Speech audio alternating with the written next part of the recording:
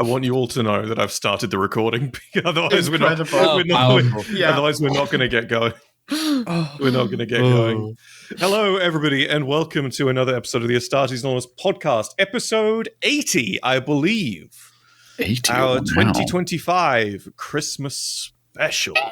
This episode is going to be very unstructured. I'm listening to Bronski Beat very loudly in my left ear, and these four reprobates in my right. Today is going to be answering a metric ton of patron Q&As. I've had a look. They are not particularly serious, so we're just going to mess about a little bit, I think. Oh, sounds like a good time. There we go. It's the thing about trains. It's not about where they're going. It's about getting on board. Can you, possibly get on a train that's going somewhere else, please? Is this a Tom Spanks in the Pearl? Any train Croc gets on is the one that's been ran on him currently, dude. What an opener! Wow. Oh, I can't I wait. really wish I hit the record button. button. Has to go in the podcast now. I really wish I hit the record button whilst you guys, just before you guys started talking about the Gaming Storytellers Discord. No. They mustn't know. They can't? Okay. This is never getting back to Alex. He's not gonna know. That's no fun. I can already hear the sound of Alex's moderators scurrying to their workstations like a nuclear submarine team responding to a distress signal. What does this mean? Somebody tell me what's going on. Not walk, but scurry. Yes, quite right. They're quick on the draw, but they aren't very thorough, No, exactly. Oh, no, don't give them any clues. Don't give. They are quick on the draw though, but don't give them any clues, Croc. The damage has already been done, dude. We've won. The victory is ours. We've won. Is this the Gaming Storytellers It's a sign equivalent of of the defeat. Blood Games? They've let something loose in the server. You need to go hunt it down. Oh, good stuff. Right. Christmas Q&A, Astartes Anonymous 2025. Webmouth. Oh, should we just completely fuck over 5 Norn Queens in a trench coat and start at the bottom? Oh no, she's at the bottom and the top. Ready at both ends. Just like Croc. Are you a power bottom or a power top? Wretched. God. It's gonna be wretched. Zarek knows the fucking video. I don't. I could fucking imagine it already. I've seen enough shit posts of that sort. I It can't involves wait squid for with tentacles. Chestnut to use this fucking bullshit to make I another haven't seen that video. edit. Which for Chestnut's viewing pleasure, the edit you posted before where you changed it to having men in Moot's mouth. It took me about 30 seconds to realize the audio was even edited at all. Oh my god. To tell you what, Chestnut, can you send me, with your permission of course, can you send me all of your edits so I can do an edit compilation on New Year's or something? Or That would maybe be I don't know, maybe in great. the new year, when you've had more time to work on them, I guess. That'd be very funny. Right, well, we're starting with 5 Norn Queens in a trench coat either way. It's funniest at the bottom end because the patrons became increasingly more deranged as time went on. So I think we should start at the back end where it's a bit cracked, and then we can finish off with some more human questions. About, all right, yeah, So sure. we're starting off at the bottom, right? Yeah. All right, 5 Norn... What does this even mean, bruv? 5 Norn Queens in a trench coat asks, "Why me make me hella hungry?" Oh, I have the answer for this. The answer is fat redistribution. Your doctor should have told you it's one of the side effects. Just a little heads up there. Oh, I see. Unfortunately, you're actually factually incorrect. It's all the little E's eating away at your gender. Yes. Ah, of course. Those little That's what the E stands for. inside Eaters. your body. Great, excellent. So thank you for that. Thank you for your expert learnedness, Eric. Wonderful stuff. Moving on. As a PT, I have no answer to that, man. I got nothing for that. So the next that's not in my 101, all right? So the next question is from Swidblad, who asks, dear God. When will Moots speak Swedish for an entire podcast? Right now. Right the fuck now! Nu ska vi se här. Well, jag har mycket att säga här nu. Someone stop it. He's casting a spell! Köttbullar, Ikea. Oh. He's gonna summon the lion from the north! Somebody stop it! You totally just said meatball, Ikea. I 100% you just said that. £1.50 Costco hot dog. Word. Jag vet inte vad du pratar om. Nej, It's the Western version. Counterspell. Moots, I'm begging you, like, you don't have to do this bit. You can leave. Nej, men det är ju skitkul. Varför ska jag inte göra det? No, you don't have to do this bit. Nej, kom igen nu. I don't think I can Google translate this shit. Swidblad, you are cursed. Est-ce que je peux parler le français? No, you don't need to be French either. That's We're gonna get Can the you tell us Swedish what version. urethra is in Swedish? Fucking... I broke him. All right, he's back. Wonderful. We're gonna get the Swedish version of that guy speaking Chinese down the phone, Baconator, back into fluent Chinese. Oh my god, hey. Urinrör! All right. Moving on. Can you change your StreamYard to the Swedish spelling of that, please? No, thank you. All right, next question. 5 Norn Queens in a trench coat again. She asks, when will you all atone for your sins? I mean, there's like... hell. Never. I am sinless Steve. I cast the first stone. I don't think there's anyone in this call who can atone for their sins in a singular lifetime. And I think the better it's really question easy. is... It's really I think easy. back- You have a little homunculus under your desk that you just poke to make say a prayer. He knows no My sin, mind- so all of his This, prayers like, go straight through to heaven. Is this My a jab mind- about me accidentally kicking my cat? No. I feel like that's what this But is. that. My mind cuts the little mandrake from Pan's Labyrinth sitting under a bed of milk. If you know what I'm talking about. Yeah. And then he gets thrown into the fire as he deserves, to be fair. I feel like a better question, though, on this sort of line of thinking isn't when we should all atone for our sins, but who has the worst sins to atone for. Because here's the thing. 4 out of the 5 people in this call are pretty open about the nature of their sins. 4 out of 5 of us being everyone but Zarek. Therefore, I have to assume that Zarek is like secretly a domestic incident about to happen. Look, guys, I'm just a silly girl, okay? I'm just really silly. What is No, silly an that- acronym that for some answer- sort of terrorist No. organization? That answer means it's not domestic incident about to happen, but it's domestic incident currently in progress. Hey, what can I say? I'm silly. Exquisite. Right. We do be silly. The next one, Degenerat, Rowan's Goon asks, can you put Moots/Croc upside down? I think it would be funny. I think that's an in-post thing. I can rotate. I can rotate Moots like in real life. In real... I can just. I'll tell you what, if you're willing to settle for Aaron getting on the plane, flying to Sweden and like flipping Moots upside down, or him vaguely searching like the fucking central north section of the UK for Croc, then sure. You ever seen like Celebrity Most Wanted? That's like that, but considerably lower profile. You don't know this, but since we And met, I'm not Croc has running. been playing a continuous game of the Running Man. Right, okay, so Oxy, it's Oxy. He's come with the question. I hate that Moot. guy. Oxy says, All of can you Oxy's put questions. Moots' search history up on the screen?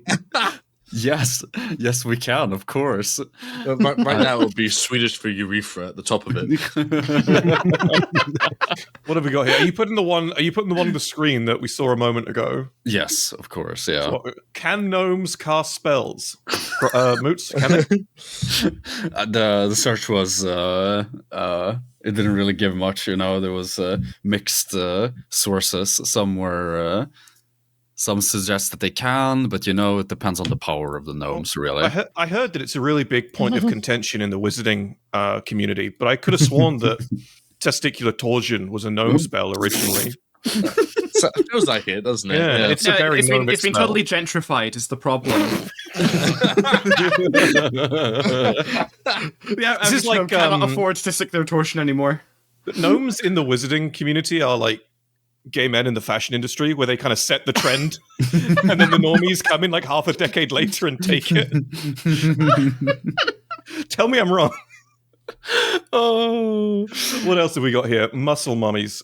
Moots, care to explain? I think it speaks for itself, to be honest. Goth girls in my area. Any luck?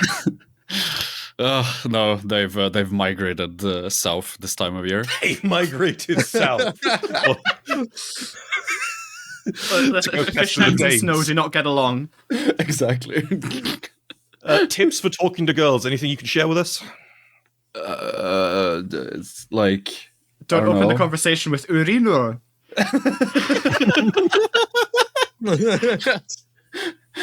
No, girls are mystical creatures. That's very difficult to pin them down. You know. What even? Pin them? Oh, fucking hell, Croc.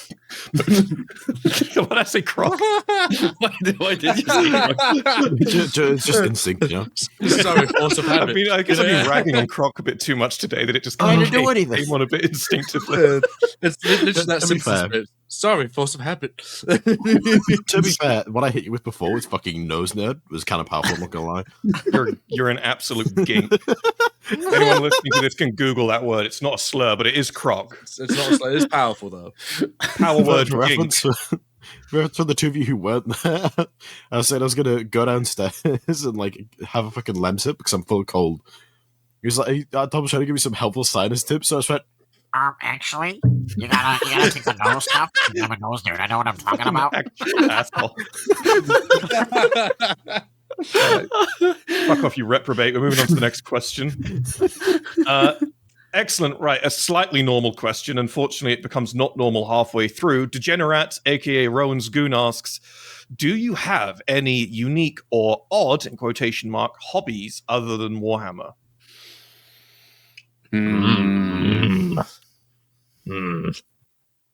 Unique or odd hobbies?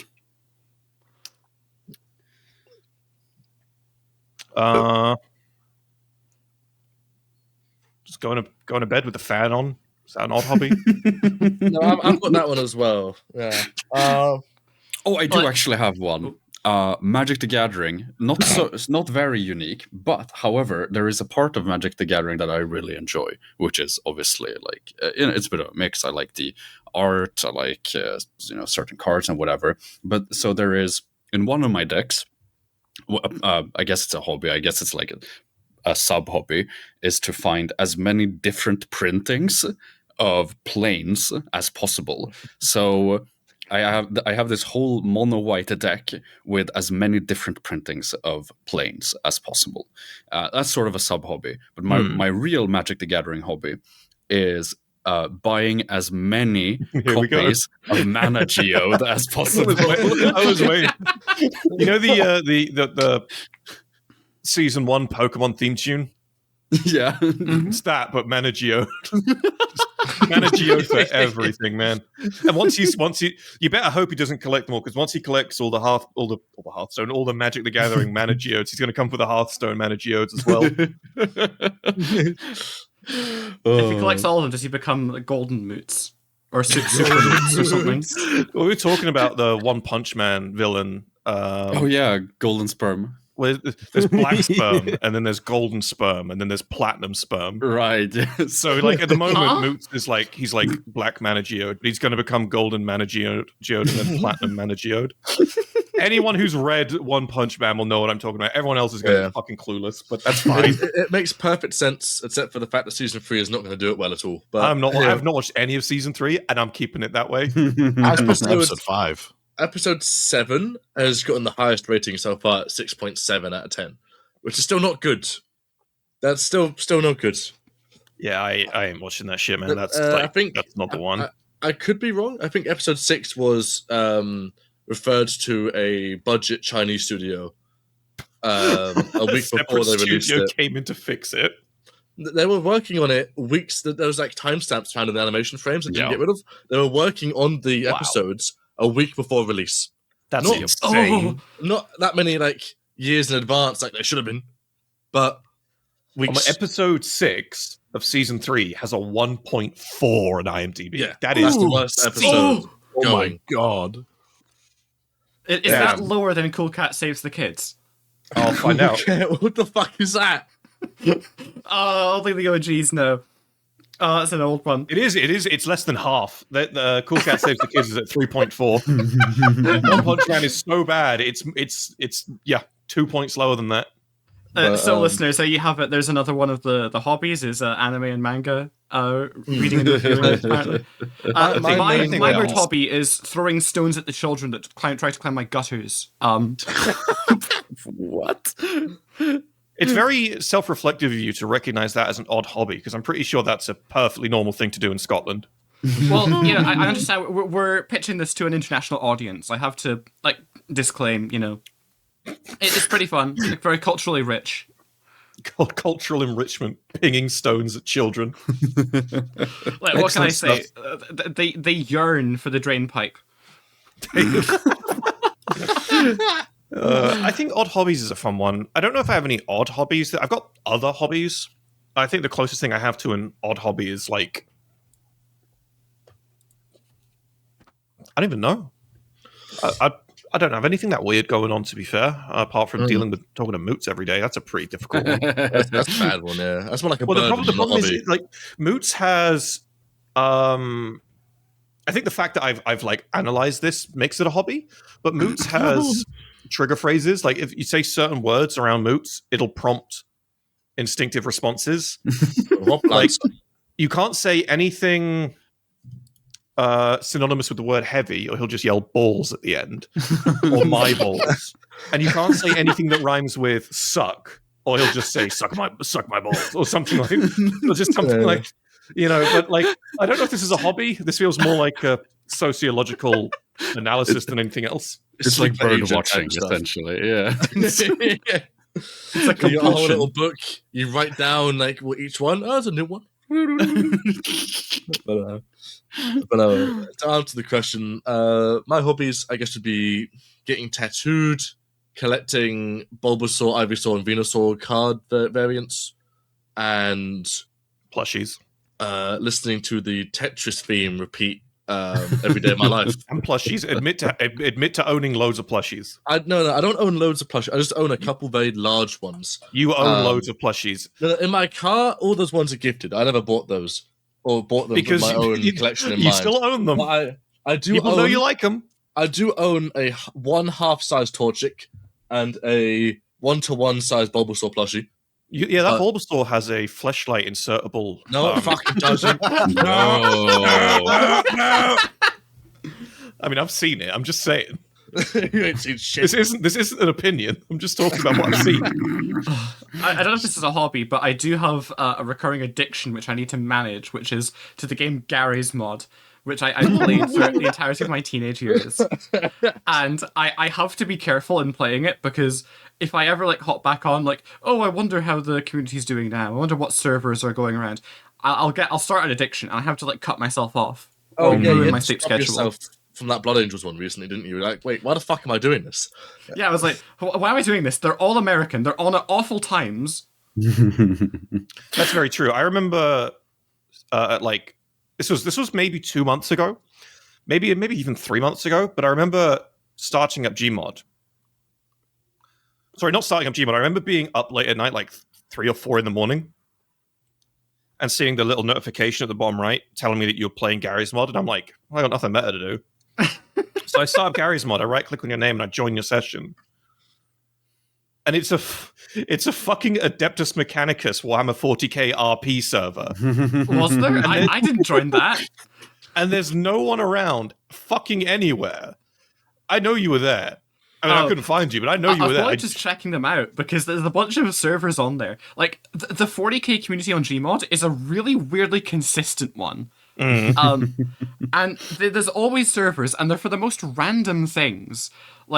I'll hop on a server, and every time you hop on a server, it's a complete crapshoot. Totally random about what you're going to get. It could be a genuinely pretty cool fairly immersive, like milsim experience. It could be a pretty casual, like roleplay thing. It could be whatever, right? Some of them are just totally fucking empty, and others are like hardcore RP. Like, hey, welcome to the server. Where's your application? What do you mean application? Join the Discord server. I joined the Discord server. I hop in the voice chat. Hey, I was told to fill out an application. Yeah, you need to fill out this like 5 or 6 page application with all the details of the character you want to play before you know anything about the server, how the game works, and then that needs to be approved by a GM or something. It is wild. You'll just stumble onto that. That sounds. I mean, it sounds cool. I like that. Like, it sounds immersive as hell. But like, also, you'll see that, and then someone's character is like, a cat girl who. At the same time, and I'm just like, what am I reading? What am I seeing? What is this server? You got like 3 ogres running around like Bob, Dodd, and Gog, and it's shit like that. I think in terms of like other hobbies, like not odd, it's a hard one because obviously I do like loads of homebrew and 40k stuff. That's a big one. Anyone in the 40k Discord will have seen that. Do you want more time to think? No. One of the things I don't want to like talk about it too much. I talked to Moots about it a lot, but like world building, fiction, such. I don't like spill too much right now, but just writing in general. You know, that's a big one. I genuinely don't think I've got any odd hobbies apart from like blowing raspberries in my cat's belly to annoy the fuck out of him occasionally, I guess. You know, or talking to him like a grown man when he's very clearly an infant. Yeah, I think that's about it. Right? Any more odd hobbies, or can we move on to the next one? I have one. Oh, it's Croc. Ugh. I have 2. The first one is I'm the one guy that plays Legions Imperialis, of course. That's right. That's an odd hobby. And the second one is I watch the Polar Express often. Christmas time. How often is often? Is this like at least once a month? I know the script off by heart. Did you know? What? More often than not, the children in the mocap scenes were actually Tom Hanks on his knees in mocap. Right. Croc, I'm going to need some proof here. Can you do the whole Hot Cocoa song for me right now, please? Yeah. First of all, it's hot chocolate, you fucking asshole. And you want the movie version or the album version? Yeah, that's right. Two fucking versions. Let's go movie version. More people know that one. It's a trick question. It's the same You've song. Got to be able to beatbox the beat whilst you're doing it. I can't beatbox though. I'll just sing then. We're ready. Do I have to do the whole thing? I could just give you other trivia. Just a good chunk of it. Yeah, sing. Do the chorus. Give us the chorus. Okay, hold on. Give me 2 seconds. You can't just pull up the script. Look up the script. I'm pulling up the script. I'm remembering. I haven't watched it. this Christmas yet.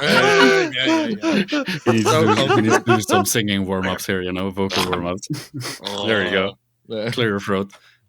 Hey, we've only got one rule. Never, ever let it cool. Keep it cooking in the pot. Soon you got hot chocolate. And then they do like all the tap dancing on the tables just for like, 3 minutes or so. And then it's just lots of hot, hot. Hey, we got it. Hot, hot. Oh, we got it.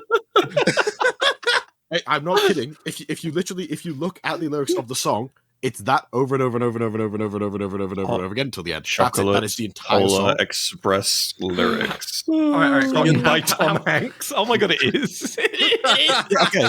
So, second fun fact: Tom Hanks plays a majority of the characters. Yeah. Even Santa. Third fun fact: something that is still technically canon in the film, but they cut it as a deleted scene. You know the hobo, the ghost, representative of the spirit of doubt. You know when he mentions that there's only 1 inch of clearance between the roof of the train and flat top tunnel? Yeah. Because that's how he fucking died. Oh my god.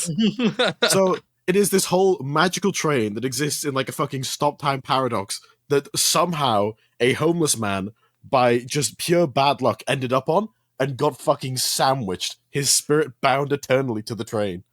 Christ. Yo, the Polar Express is an SCP. It is. Oh my god. I'm loving the deep lore. How many times did they say the word Santa? That's I don't count. But also, Josh Groban yeah. has an elf in the movie who's on a the hell is- comically tall unicycle. And there was also at the scene where they're pulling up to the actual North Pole, where the train's like, there's all the elves around them. If you look right as it pans up to show you the Christmas tree, there's one elf they forgot to animate in the fucking crowd. The bottom right. Just T-posing. The answer to your question, by the way, Zarek, is 28. Did you pull up the script? I found the script, yeah. Yeah, they say chocolate more in the script than they say Santa. Have you looked at the lyrics for the song? It's Yes, just that's why I've just said that. Oh goodness. Right. Okay. Moving on. Right. Next one is from Compulsive Kit Bash, and he asks, when homebrew videos? So this is a fun one because there are some homebrew short story things that we really want to do. We have short stories to make content on the second channel. Really fun little tidbits to give back in a small way, but is also manageable with all the other demands of the channel and such. Really, the only reason we haven't done it yet is because Moots is super lazy. Explain Moots. So, I was about to yell out Aaron's address. I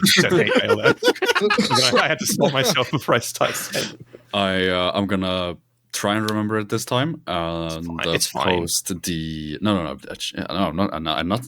I did not say I was gonna finish this. That's not at all what I said. No, I do post the work in progress of the thing I did on the screen.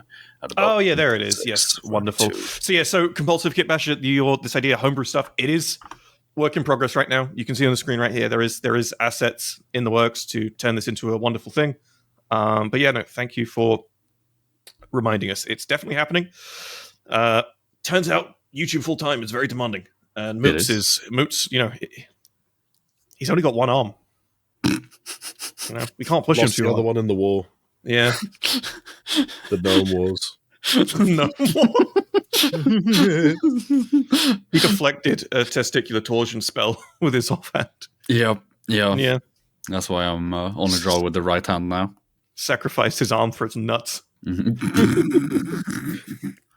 Right, excellent. So, next question. Exorcist video when? Chapter, not the mode of transportation. Huh? No, time out for 2 fucking seconds, okay? The Exorcist is a fucking missile tank. What are you about, Roan? Mode of transportation. Organ missile launcher. Pew, pew, pew. I Good for guess no one in you that can tank. travel if you climbed into one of those pipes. I mean, certainly if you sat on the shoulders of an Exorcist Marine, that's a mode of transportation as well, right? Ah, yes, of course. I think that'd be fun. I don't know if we'll do an Exorcist video. I like the Exorcists, but the problem is their latest book was written by Robbie McNiven, and I'd honestly rather lick the fucking gooch clean of Aaron after a 6-hour gym session and read a Robbie McNiven novel. Oh, was that the one with the? That's a bad scene. Was that one with the Reaver guy on the front? Yeah, Robbie McNiven is the reason why the Ashen Claws are just the, we're not getting into it again.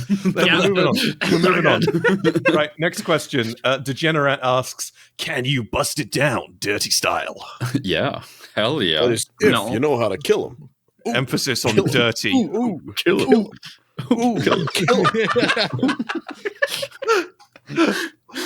A fun fact, I used to do breakdancing. Shut up. No, you didn't. I used to There's no breakdance. way. Yeah. There's no way. I used to breakdance. Are you any good at it? Intermediary, I'd say. I can't do a windmill if that's what you're asking. It's like, could this not go in the weird hobbies? Was this not relevant? I mean, it's not something I do anymore. It's not current. Yeah. Why did you stop? Was it too demanding? Were you worried that it was going to take over your life like an addiction? What changed was that I started weightlifting because I wanted to work on build my muscles in order to be able to lift myself more easily. And so what ended up happening was that I built too much muscles, and became the opposite. And It is the Oh my wildest, God. most insane Oh. origin story for someone No, no, going no, to the okay. gym and getting swole. It makes I sense wanted now. to break dance Boots has better. experienced twink death in his lifetime. fuck, it's true. Oh, wait, Moose. This is a huge debate right now. How old were you when What? this happened? Oh, that's a good Oh, question. is this a huge debate? It's like at what point do twinks become no longer twinks? Like I when does literally twink told death you this occur? like 2 days ago that Zarek is like obsessed with twink death. Oh, I see. Okay, right, you did, yes. I'm not obsessed. I just think it's a very funny phrase. Was it at the age of 16, I think? Okay, never mind. Fucking Okay, hell, brutal twink death. That's an outlier. There's twink death and then there's twink genocide. I think that is obscene. It's twink abortion. Yeah, that is actually, yeah. Twink abortion, dude. Fuck. Oh no. All right. Moving on. Unless anyone else knows how to dance or was a twink at any point. No. Okay. Cool. No, Aaron. No. No. I had to double check, but no. Okay. Five Norn Queens in a trench coat asks, "What illegal substance from 40k and fantasy would you like to ingest?" Warp dust. Oh. Yeah. I want to snort a whole 1,000 sun, dude. A whole 1,000 sun. Hand them over in dust form. Oh, wait. That man had a family. When your Wait. friend sorts a line of rubric, turns to you and says, "All is dust." A line of Rubik. That's wonderful. I'm just saying, if a friend of mine turned to dust to my right randomly, there's no guarantee I wouldn't snort them up in an instant. No promises. That applies to everyone in this call as well. I know. I changed my mind. You stood with a big old grey patch under your nose. I don't know, man. He just got it through the dust. So, well, I had to call the police.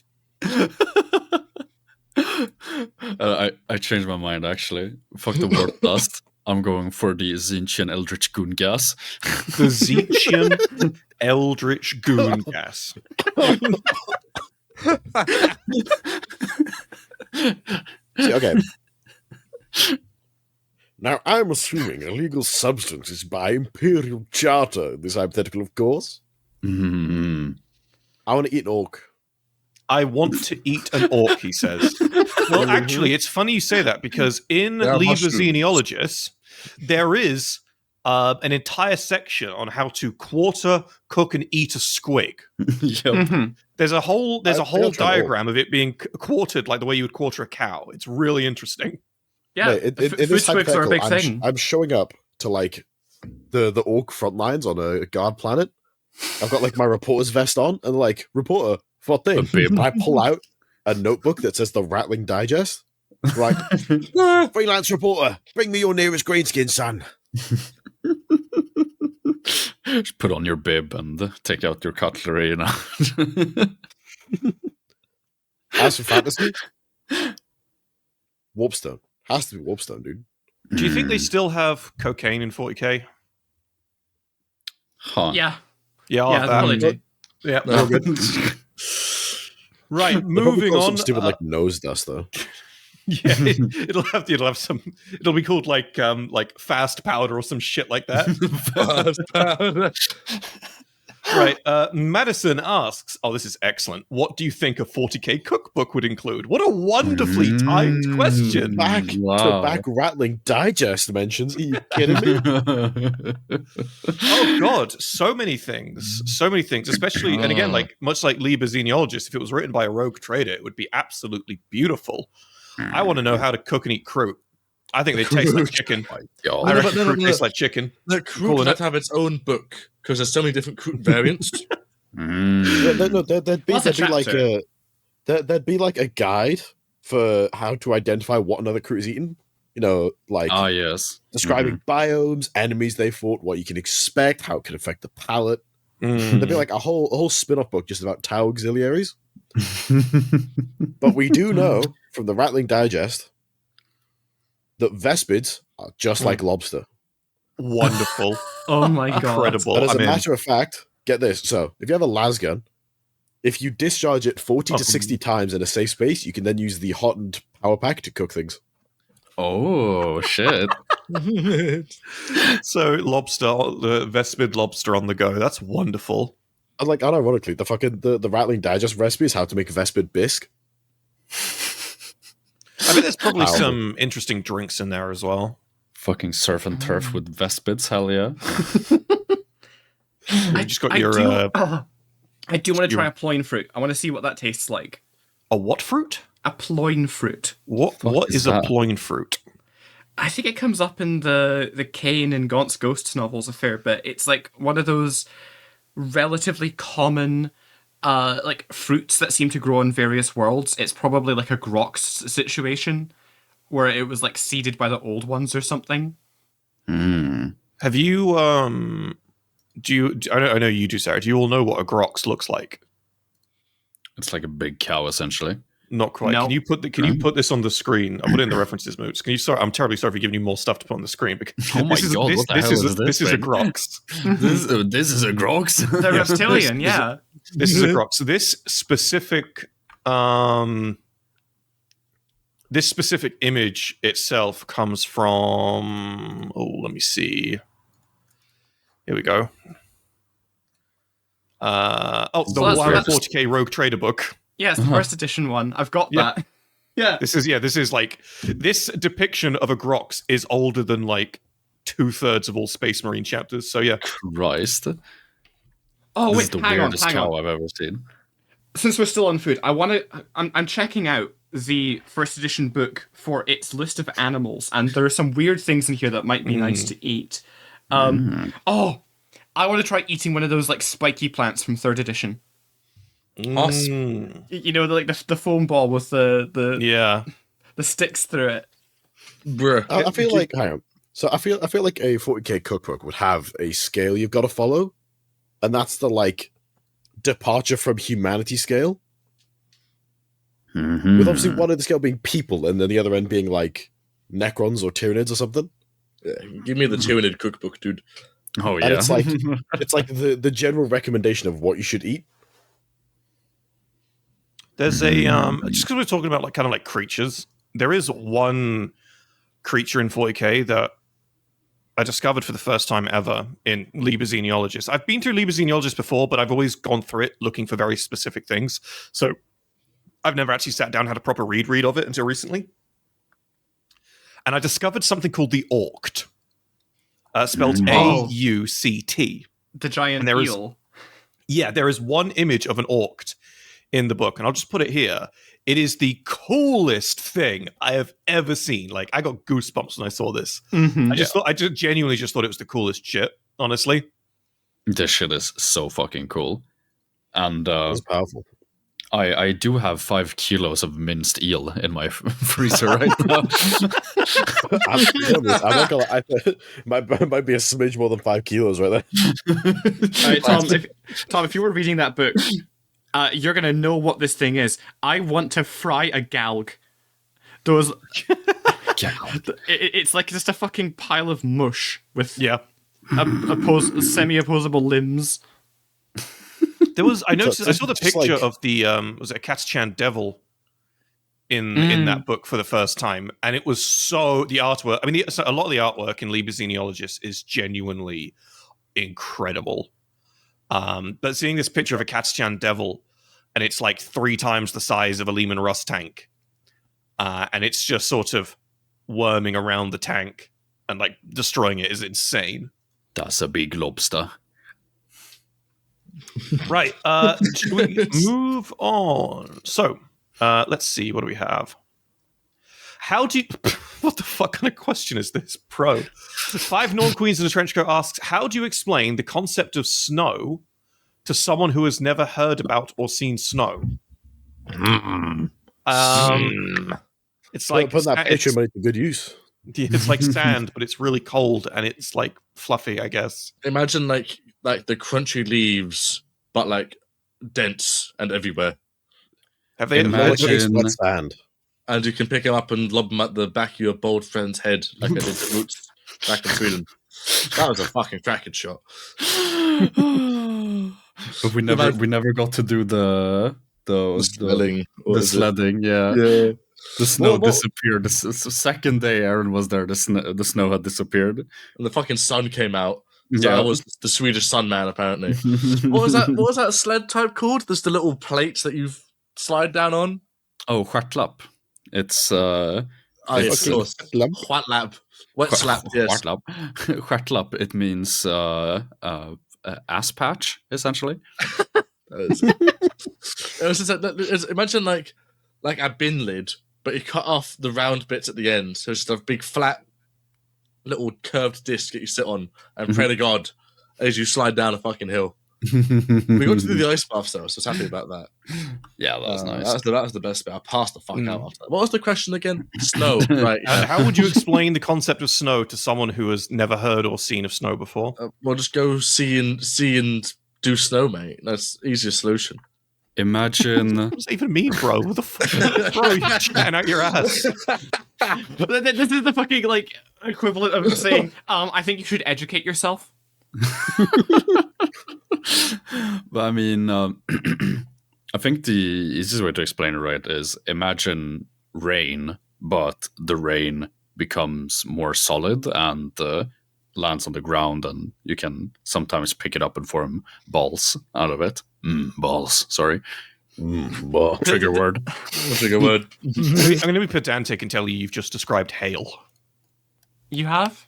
Oh, there you go. It's like hail, but even smaller. It's like a lot of soft ice. It's like Shaved ice cream, ice. but it There you tastes go. like shit. And it comes from the sky. There you Well, go. I could do it. I'll tell you what, I could kill for some Hawaiian ice right now, dude. I fucking love Hawaiian ice. All right, moving on. I posted a picture of the stjärtlap, by the way, in podcast references. Watch lab. Okay, before we move on, let's go What to the the- fucking what is- wet lap. What is this used for again? That is a machine Oh, for I high have one of- speeds. Dude, I have one of these in my fucking garage, okay? Near where I live, there's this really Huh? big hill where everyone goes sledding when it actually snows. That thing is it's a death trap. If you cannot keep it forward facing, you are like, you're just gambling with your life. It looks like you Spin skinned a around. space hopper. So you sit down on that, you put your ass on that part, and you have the like little handle thing sticking out between your legs, and you just you just put your legs out and you just go down, and you hope you survive the trip down. Hold up a Actually, hold second. Hold up a second. Do you know what you had to fucking kill to get one of these? What's that? Save that picture. Is it worth it, man? You tell me. For your fucking wet slap. Is it worth it? The wet How many slap. of these have died for wet slaps? How many, Boots? Not Tinky Winky. Wait, hold on. The wet slap is dangerous though, but have you ever used the way sketchy alternative? What is this? A shovel. A shovel. Shovel. Ah! Oh, do you mean like a snow scraper, like a big one? No. I mean a metal spade, mate. I mean a. I What have mean you got? One leg on flat bit, other leg on pole, so other hand on dangerous, bro. handle. It's like a wet lap, but a less surface area. So you just fucking. Oh my If you god. can keep your broomstick steady, you go. And it fucking, it's like a motherfucker. You fly or you die. There are two outcomes. Yeah, whenever you like get to the top, some kid will walk up to you with a can of silver spray paint, and then you spray it all over your mouth, and you go, "Remember me!" Witness! All right, moving on. So Rowan asks, "How are you?" I'm alright. How's you? Yeah, I'm all right. I'm hungry. Yeah. I'm full of cold, dude. But I Did got you? I got some Classic tea. Well, British. shut up, not Croc. bad No one yourself. cares. Did you not eat before we started, Zarek? I had some rice, but no. Just rice on its own, or It was microwave rice. I had to think of microwave rice. Was it? Tell me it had like maybe some veg or some chicken in it, right? Yeah, no, this was egg fried, so it had like Oh, egg in okay. it. That's not. I'm just imagining you sitting inside a hovel, eating plain rice from a microwave to sustain yourself. Look, to be fair, one day I did like grab about maybe a third of a kilo of rice, chuck it in a pan, boiled it, just put salt and pepper on that, and just ate it because I was hungry. Oh, fuck. Nope, I'm not gonna reply to that with what I want to say. We're gonna move on. So the next one comes from 5 non-queens in a trench coat again, who is really getting the most out of these questions. And they've asked, what is your biggest regret with the YouTube channels? Oh, starting to pay Aaron. But that was promised to me. Don't say at the start.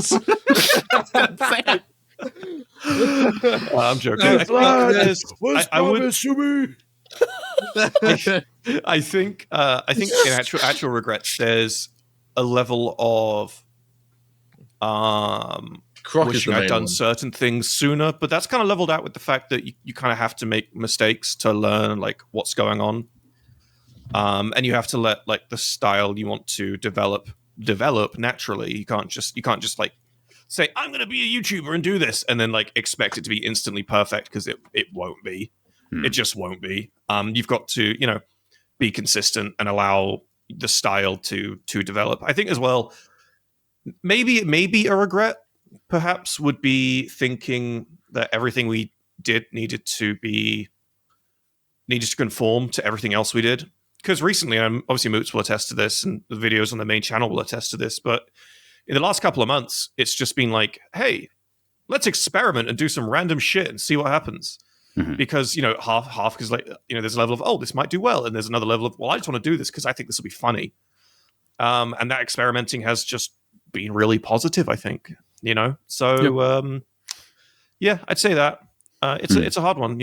I think it's difficult to even have regrets with the channel though, because of that level of you kind of need to fuck up and make mistakes and just do things suboptimally to know how you really actually do want to do it. Yeah, good question. Yeah, I don't think I have any regrets in particular, but I think it's very in line with what Tom is saying, is that, just have fun with it. Sometimes, be dare to just express yourself in whatever way. Don't need to conform in any way, shape, or form. That's in the end, that's how we will have the most fun with this. If we stop thinking about everything as a job, if you're for sure. The only box you're ever in is the box you put yourself in, so it's really just stay fluid, make sure you're enjoying it. If you're not enjoying it, change something. And if you're just starting out, grind the fuck out of it, because that shit sucks ass. That shit's so fucking difficult, man. Right. No, great question. Schmoving on. Oh, God. Great. We got a question with Rick Sanchez. Tim Rose asks, who would make the best Inquisitor and why out of Sherlock Holmes, Rick Sanchez, I don't know who Susuke Eisen is, and Light Yakuza. Bracket, no pool, no... Hold up, I'm not finished yet. Bracket, no powers or tools. Okay, who is Susuke Eisen? All right, we're gonna since none of us know who that it's one of the main antagonists from Bleach. We're gonna put him out. Eisen. Eisen. Yeah, he's not a bad pick actually. Very very smart fella.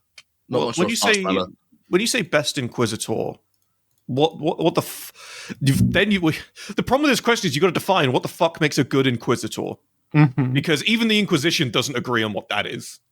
I mean, there's part of the question. Maybe we all have different takes, I think Sherlock Holmes would be the best Inquisitor, personally, in a more traditional, literal, like, detective style of the word. I think for the sake of simplicity, best Inquisitor is someone who can investigate something, find a thing in that something, and then act on it. Nah, man. Investigating reports of heresy, finding a rogue psycho and killing them, or the same first two, but recruiting them.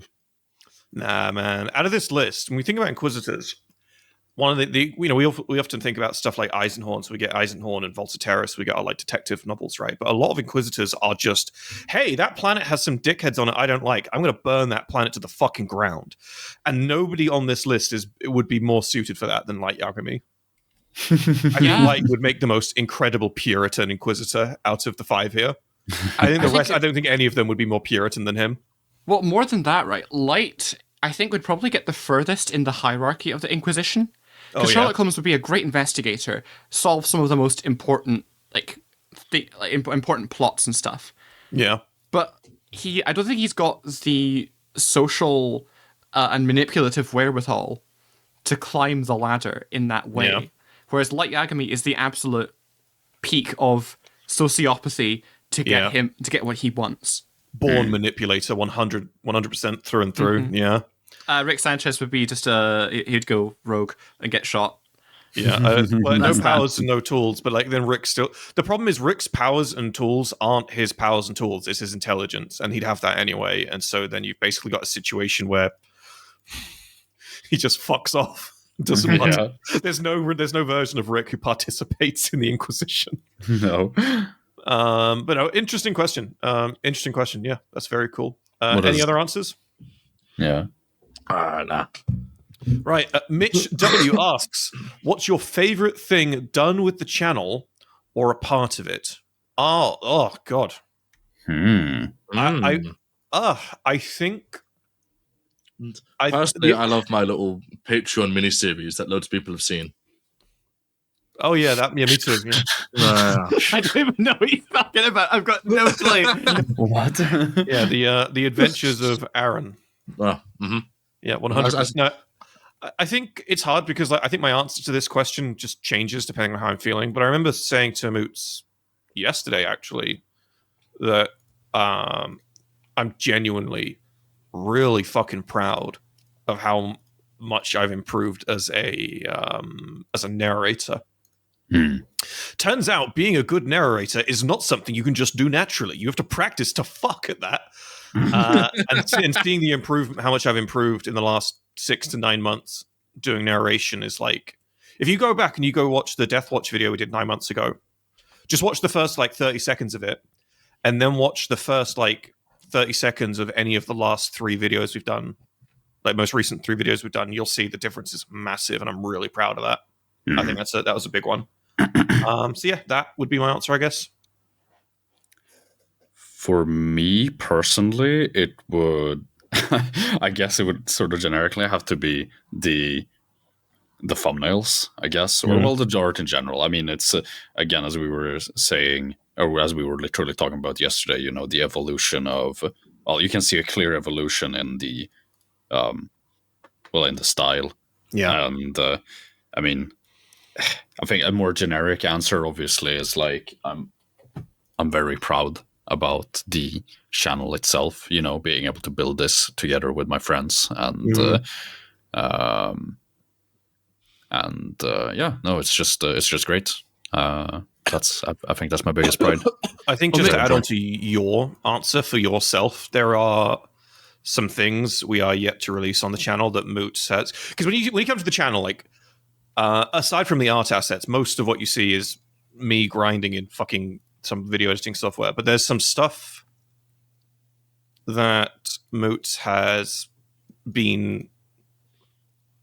absolutely been leading and creating from the ground up separately that has yet to appear on the channel yet. And I think the 2 or 3 things in particular I'm thinking of right now that Moots, I don't want to spoil anything, but I know you know what I mean. That I think those things, when we have a chance to drop those, I think those things would be good contenders.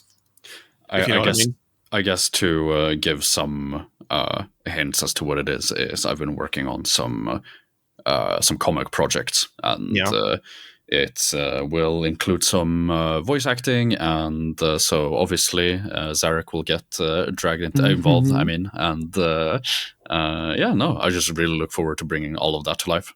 Yeah, that's a big one. There's some emails going back and forth at the moment. In some cases, not going back and forth, but there's some emails going back and forth at the moment about some incredible voice talent recommended to us by some incredible voice actors. You may well hear from either Chaotic Voices or Nick Guycas again very soon on the channel. I know that Nick Guycas has just done some work with who was it? Nick has just done something with On that anime, for one time I was reincarnated as a vending machine or whatever I it was. wasn't going to say that, but yeah, that is true. That's not what I was. That was not what I was thinking of. But it is true that Nick did get roped into playing a character in an anime, a isekai reincarnated as a fucking vending machine. That is actual peak. Let me go find it real quick because it's a YouTube project, and I feel like it's worth mentioning. Oh, yeah, that was it. Yeah, he's working with Sodaz, of course. Oh shit! Okay. Yeah, he worked with Sodaz on the Fallout Operation Sunburst on Sodaz's channel. Cool. Who's Sodaz? Why you like this? Sodaz on these nuts. And like anyone who's listening to this, you want to know like Aaron's like level of involvement with the community. That response he's just given should tell you fucking everything. I watched like fuck all Warhammer YouTube or anything like associated with it. If you weren't a part of Astartes Anonymous, you would not know who Astartes Anonymous is. Oh no, 100%. Yeah. I'm more of like the physical hobby type of guy. I don't really. Shouldn't sound really bad. I don't really care to watch much lore videos and stuff that are like 2 hours long. I know, but like, who's Sodaz is peak. is peak. All right, cool. So that's answer my question. He's a exquisite animator in the community who has obviously been very upset with GW's behaviors in regards to like striking down fan content and such. But he's huge, and he's been pivotal in getting people into the hobby for years and years and years, because you stumble across his stuff on YouTube and it's like, wow, what is this? I want to see more of this. We could do a whole episode talking about Sodaz's works. His stuff is really, really special. Right, moving on. Well, did Zarek Croc have anything to say about the channel? Oh, for me, it's definitely the comic dubs, because like with what Tom was saying about his narration, if you go from the voice I did for Perturabo on that original comic dub, and then like ahead to the Fulgrim and Fulgrim comic dub, I only realized going back recently how massively I improved between those 2 points, doing the odd voice for shorts and odd character pieces for the videos here and there. That's really fun that you say that, because I'd say the exact same is true as well for me with those exact same 2 examples. Because you went from doing Perturabo to Fulgrim, and I went from doing Fulgrim to other Fulgrim. I remember when we dropped the Fulgrim comic, the second one, the colored one. I got a message from Andreas at aka Chaotic Voices, give me a small bit of praise for the improvement and the work I'd done on that, and that was like, oh, holy shit, I can do this. I may just be an amateur, but like, you kind of start to understand the craft a little bit, and it's really rewarding to have more of that, you know? Yeah. I think it's definitely cool to see your improvement on the voice acting as well, Zarek. Really, it's just a treat seeing everyone involved, improve their skills in such a. It's cool. It's cool. I mean, I said this again yesterday when I talked with Tom. It's like when you do something for so long, or when you spend so much time on something, you are bound to improve. That's why, so when people ask you, like, how do you improve at a certain art or whatever, it's just like spend a lot of time doing it. Just practice. I mean, I literally, since I started doing the YouTube gig, I mean, even before then, but literally since you're doing the YouTube gig, I just draw every day. And obviously, there's an impact. Tom narrates a lot, so, he's going to improve a lot of that. And then the voice acting, and soon I guess Aaron will grow a personality as well. So it's like that's actually so many strays on this point, bro. Try growing a few inches, you fucking 5'1". Fucking.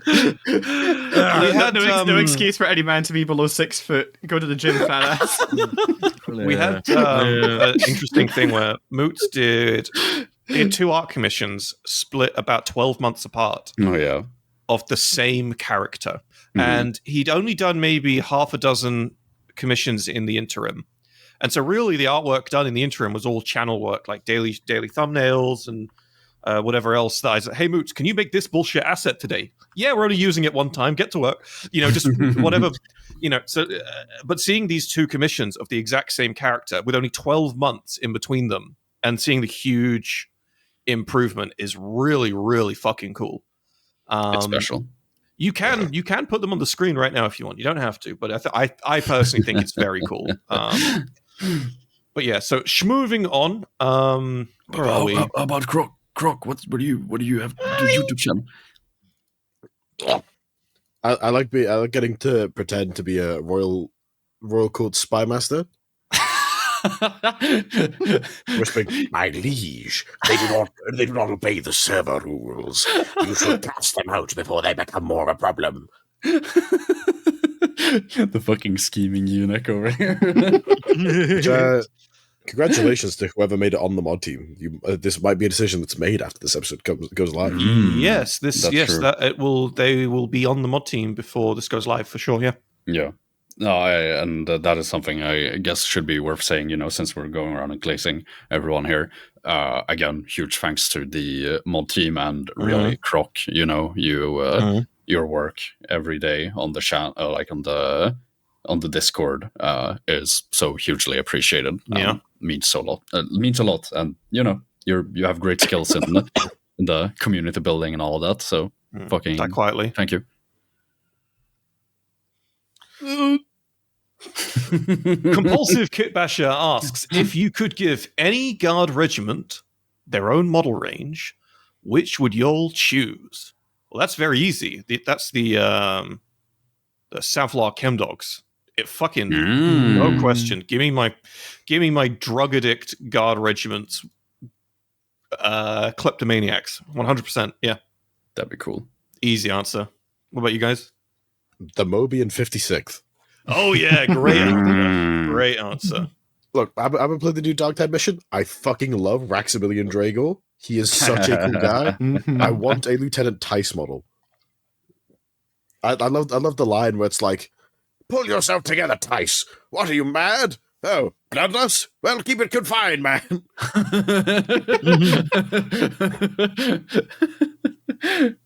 Oh, I still hope. I really hope the tank is a reference to that fucked up old Swedish children's story. That'd be cool. For those who don't know, the tank is called Lionheart, and the brothers Lionheart is famous children's story about kids who die in a fever. If you could make any, if you could have any guard regiment suddenly have their own model range, which would you choose?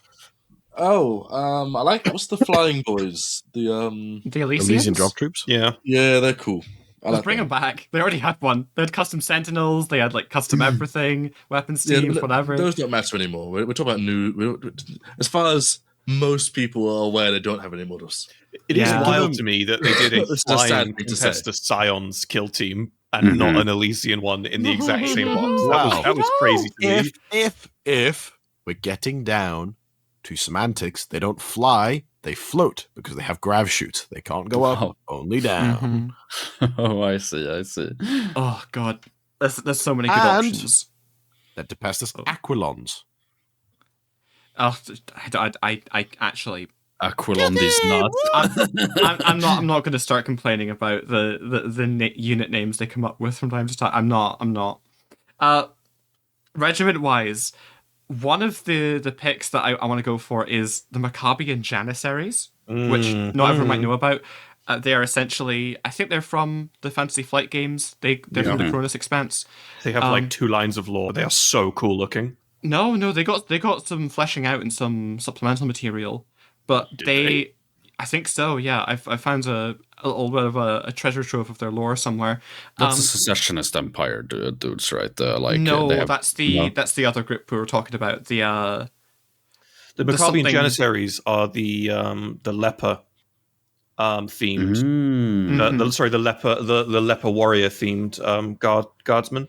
Yeah, they're all suicidal zealots, and they wear these lovely iron face masks. In the image of their patron saint, who I've forgotten the name of. That's really cool. That's really cool.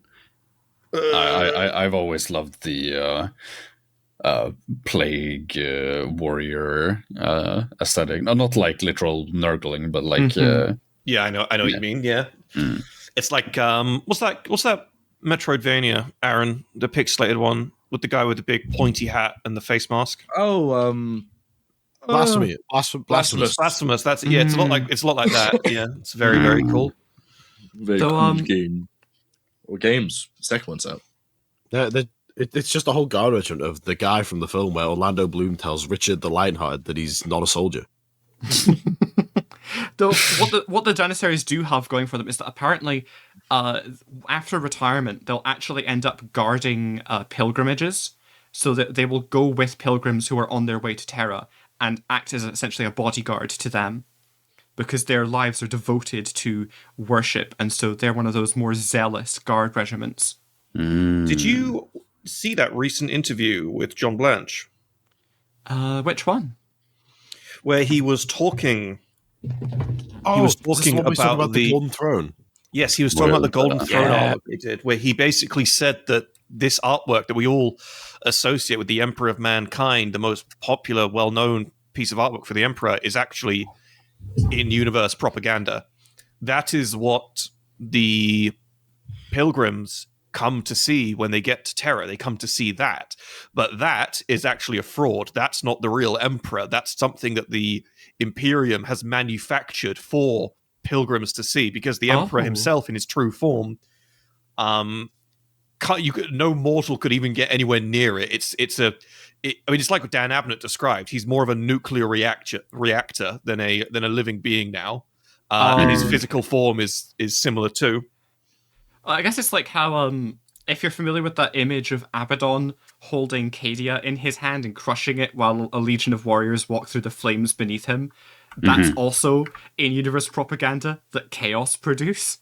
And we get the context for that in Soul Hunter, actually. Talos Valkorin comes across that poster on the floor, I think. That's great. So you're telling me Karl Kopinski is stuck in 40k somewhere? That's unfortunate. Right, moving on. We have next is... What is a giraffe? That is an animal with a long neck and 4 legs. I think we could skip this one. It's a kind of demon. Kill on sight. The technical terminology is it's a long horse. A long horse. Not a tall horse, a long horse. I think an elongated horse is actually the correct term. Just a long horse. Listen, those beasts were not in the Garden of Eden. Put them all to death. It doesn't like elongate. They just come out like that, you know? Oh, the Latin word for giraffe is camelopardalis. Oh, so it's a camel. Meaning camel leopard. Where were we at? So Yeah, that's because their necks were short when the Romans found them. Aaron, what video game are you muted yourself to go play? Oh no, I had to go grab my dinner. Okay, so we're talking about, for some reason, we're talking about giraffes. Oh, Well, Aaron, what is a giraffe to you? it's an animal of What kind? mythical sort, because I've never seen one. You've never seen a what I mean? giraffe? No, I've seen been to a zoo and seen one. went to zoos. Never seen a giraffe though. Oh. Bum. What? Croc, shut up. I bet you're like 90% neck, dude. Right? I don't want to hear that. You wouldn't know, mate. You haven't seen a fucking giraffe. Go get a job as a fucking button, as like a punching bag, dude. All right, moving on. What do you guys think it would take for the "I hate Tao Lamau" meme to die? It's already dead. I think, yeah. I don't think anyone who like genuinely hates the Tao is like as a faction, like in the same way that like they would hate any other faction, is I mean, probably a reprobate. I mean, if people, oh my god, I met a guy at my local game store recently who I mentioned like, I was talking about stuff Warhammer, and he mentioned Warhammer, and I was like, oh yeah, I play a bit of Tyranids, a bit of Tau, and he just looked at me like I was scum, and he was like, I've lost all respect for you. Like seriously. And I'm like, okay, fucking whatever, dude. But to answer the question, because this has been a recent thing in my mind, actually, that because it came up from this, I was like, fucking whatever. I think it'd be fucking hilarious, and I mean this 100% no bullshit. If the Tau completely fucking like wiped out from the face of 40k, one of the founding chapters, like Dark Angels, Blood Angels, Salamanders, whatever, and everyone would fucking cry about it. I think that'd be comical. Obviously, very unrealistic, but I think that'd be That's so what every fucking funny. Xenos. That is like the ultimate narrative win for anyone who's a fan of any particular Xeno faction. It's like give us the decapitated head of one of the founding chapters. When Tyranids almost did it, they only lost because plot armor. What bullshit? Well, no, Aaron, I think it was they fought the Ultramarines, so that the Ultramarines could win. That was the point. Yes. That was the point. What? No, I'm talking about Ball. Ball. Oh, Baal. Ball. No, but Aaron, you don't understand. Baal won because Gilliman was there. Oh yeah, that's what I'm saying. That's the only reason they won. Okay. Yeah, it's the Ultramarines. Did you see the story in the ball? Actually, I want to use this, talk about a quick fan theory, just real quick. The reason that the Harlequins never fight the Ultramarines is because the Harlequins know that the 40k setting is fictitious, and they know that the Ultramarines are the poster children, so they don't fight them because they know they'll lose. That's amazing. See that, Aaron? That's some fucking meta fucking knowledge right there. I love that. Aaron, What's up, you mentioned this story not too long ago, and I've pondered on it. You know, I've lamented the blade of salt, and I've decided that the only solution when faced with someone like this in an actual hobby store, like in real life, face to face, have the fucking goal to do that, is to Batista bomb them into next Sunday. Oh yeah. No, I mean no one likes this guy. Actually, no one wants to play this Magic of this guy. It's quite funny. But it's this guy you've told. It's the same guy. Yeah. That's actually a good question for you, real quick. What does he play? I'm assuming Space Marines, right? He's either a Space Marine or a Guard player. He's some sort of Guard Space Marine player. Yeah, exactly. He's one of the two. Yeah. Do you know what subfaction? No, I didn't care to talk to him any longer about it. He's definitely an Imperial Fist player. 100%. See, Imperial Fist or Krieg, I find, is the sort of like hardcore guys as well, or Black Templars. There's nothing wrong with the Imperial Fist or the Krieg. We're just looking at social patterns here. Yes, yeah, no, exactly. Yeah. Unfortunately, some of the core themes around them tend to attract some ne'er-do-wells. Detest them. Some no good ruffians. Just go play Killzone. Just go play Killzone. Love that shit. Right, moving on. If you could bring a character from Age of Sigmar into 40k, who would you pick? Oh, I need to go remind myself of her name. I think she's really cool. Balthazar Gelt. Isn't he fucking dead in AOS? This is from Balthazar Gelt in a gyrocopter, by the way. Didn't he fucking come back as like a Stormcast or some shit? I feel like I've heard this one. Yeah, I believe that is inferred. Okay. I believe that is inferred. What is her name? Indrasta, that's it. I fucking love the visual design of Indrasta. I feel like there's definitely some transferable visual language between Indrasta and some kind of Imperial Saint. I think her model is so fucking unbelievably cool. I'm actually so upset that the novel that came out with the release of AOS 3rd edition did not actually focus on Yndrasta. That pissed me off quite a lot, actually. Oh, that's funny. I also think that there's the what's her name? There's the. Actually, no, I'm not going to out myself again. Don't worry, moving on. No, you know which character we should have from AOS to 40k? Mm-hmm. Be'lakor. Shut up. Actually, no. Sorry, did you catch the pause after I said shut up there? My brain sent croc to my mouth before I said Valid. To be fair, if we did that, we just have slightly cooler Be'lakor. Because this is the Be'lakor that crowned Archaon the Everchosen. Ergo, like at least 10% more swag. But hold on, I'm gonna fucking remind myself of the guy's name. Give me a sec. Be'lakor. That's what he's called. No. Hold on, where is he? actual dickhead. What's his fucking name? Who are you thinking of? Yeah, I gotta find the name because otherwise it'll be a dead giveaway. Hold on, where is he? Vashtor? I don't know who you're talking about. Lord Yeah, Croak. we- That's him. Lord Croak. Lord Yeah, he Croak. can bring his mental spaceship into 40k. The guy is dead. He's already croaked it, but he just isn't dead. Haha. And like I totally think the Seraphon would actually be kind of fucking swag money in 40k. Yeah, that's fair. But it's kind of implicit that the old ones were probably the frog people. Probably. But imagine, get this, Necrons, but cooler because they're fucking lizards instead of robots. You know what I'm saying? How does fucking lizards fuck with that, make actually, them yeah. cooler? Like, Or imagine actually, yeah, Necrons being fucking lizards do make them cooler. Listen, That's true. Imagine instead of some This Necron is fire, the wake up same and line of like, thought that made like those fucking dinosaur transformers.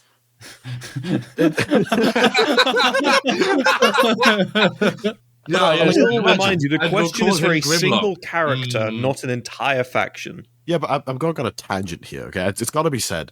Imagine if, get this, Pharaon wakes up, oh, me tome world's under threat.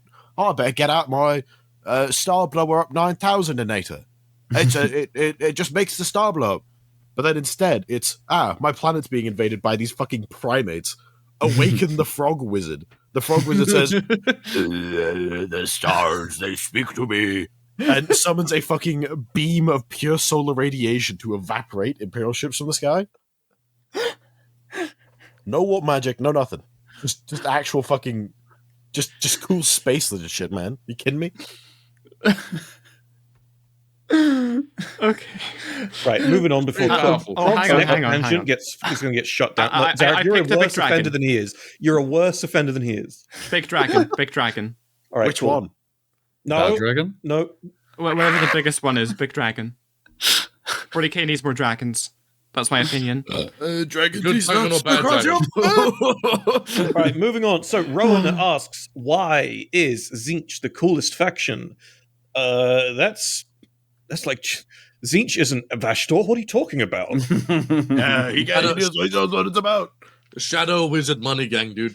I must admit the Vashtor scene. So obviously, I've read pretty much. Whoa, hang on, all whoa, of, time. Do not spoil Archmagos. I I was literally about to have it in spoil front of me. Archmagos. Do I not was spoil about to Archmagos. spoil- I was totally about to spoil I Archmagos. know what you're going to talk about because I also read the stuff Borks posted in Expert Ecclesiarchy, but I also then just went and bought the book. I'm holding it in my hands. I'm on page 12. Not a fucking word out of you, young man. Okay. Can I? All right, I'm not going to spoil it, but I will say something. Vashtor in Archmagos is cool as fuck. that I will leave it at that. Yeah. Right. Moving Because on. Vashtor is swag money, dude. He is very swag money. I think the And- reason why he's so cool is because he's so much more tangible than every other like chaos character. Sorry, I say chaos character. I'm really just comparing him to the Pantheon. I like how he's- he's come around now. Sorry, after when he came out, everyone shat on him. He's like, "Who the fuck is this guy? What's his point?" I bought the day it released. I bought the Dark Angels plus Vashtor box the day it released. I thought it was. Same. I thought he was fucking awesome. Fucking But he croc dump and- trucked Be'lakor and the Dark Angels, and it's like, yeah, this guy means business. Fucking Croc is number one Vashtor fan over here. He's got a shirt that says Vashtor number one on it. And the Give me like 5 minutes. I'll go find you the image. Give me a sec. Well, I'm just thinking, right? If we're getting these minor warp beings, I think it would be cool as fuck to get some more focus on the lesser powers of chaos to circle back to this old idea. I will tell you this because clearly you've not read Archmagos. No, I haven't. Vashtor is not a minor warp being. Well, you know what? Vashtor is very much- Compared to the major chaos gods, No, you know even what I compared mean. to them, he is not minor at all. The guy is very significant. He's been referred to as the fifth upcoming one, right? Next to Be'lakor. I mean, that's what he wants to be, right? Yeah. That's I mean, at least that's what we all think he wants to be. That's the general consensus. Vashtor is not a minor character at all. I agree. I know I'm being pedantic, Zarek. Please But continue. you know point. what I mean, Tom. Things that aren't Yeah. the chaos gods that are also powerful warp entities. Yes. I would like a circle back around to maybe see some more because there's so much cool stuff that's alluded to at different points. It would be actually really cool. I'd love to see a plot involving like Castellan Crow. If maybe the god Antwer escapes from the sword, that would be sick. Or we return to the Sons of Malice I will and their say summoned this. deity. I gotta go on YouTube real quick. So, the gaming storyteller, aka Dutch 40k guy, aka Alex, unsubscribed from his channel. But before you do, he did a video very recently. Was it him that did the video, or am I about to accidentally promote West Hammer? Let's find out. Oh yeah, I'm gonna go promote West Hammer. My bad. It was West Hammer who did. I don't know why I thought Alex did it. There was a video West Hammer did covering the four. Oh god, have you? All right, so there's a piece of artwork, which is also a diagram. It's official art, and it infers that the pantheon is the 4 chaos gods, and then 4 other deities of chaos that so far have no name. Mm-hmm. One of them is called the Malevolent Artificer, which everyone has kind of unanimously gone, oh, that's probably Vashtor. Mm-hmm. And then we've got Formless Distortion, Encroaching Ruin. A lot of people seem to think that the Dark King is or could have been Encroaching Ruin. And there's another one whose name I've forgotten. I think it's... I don't know, can't remember.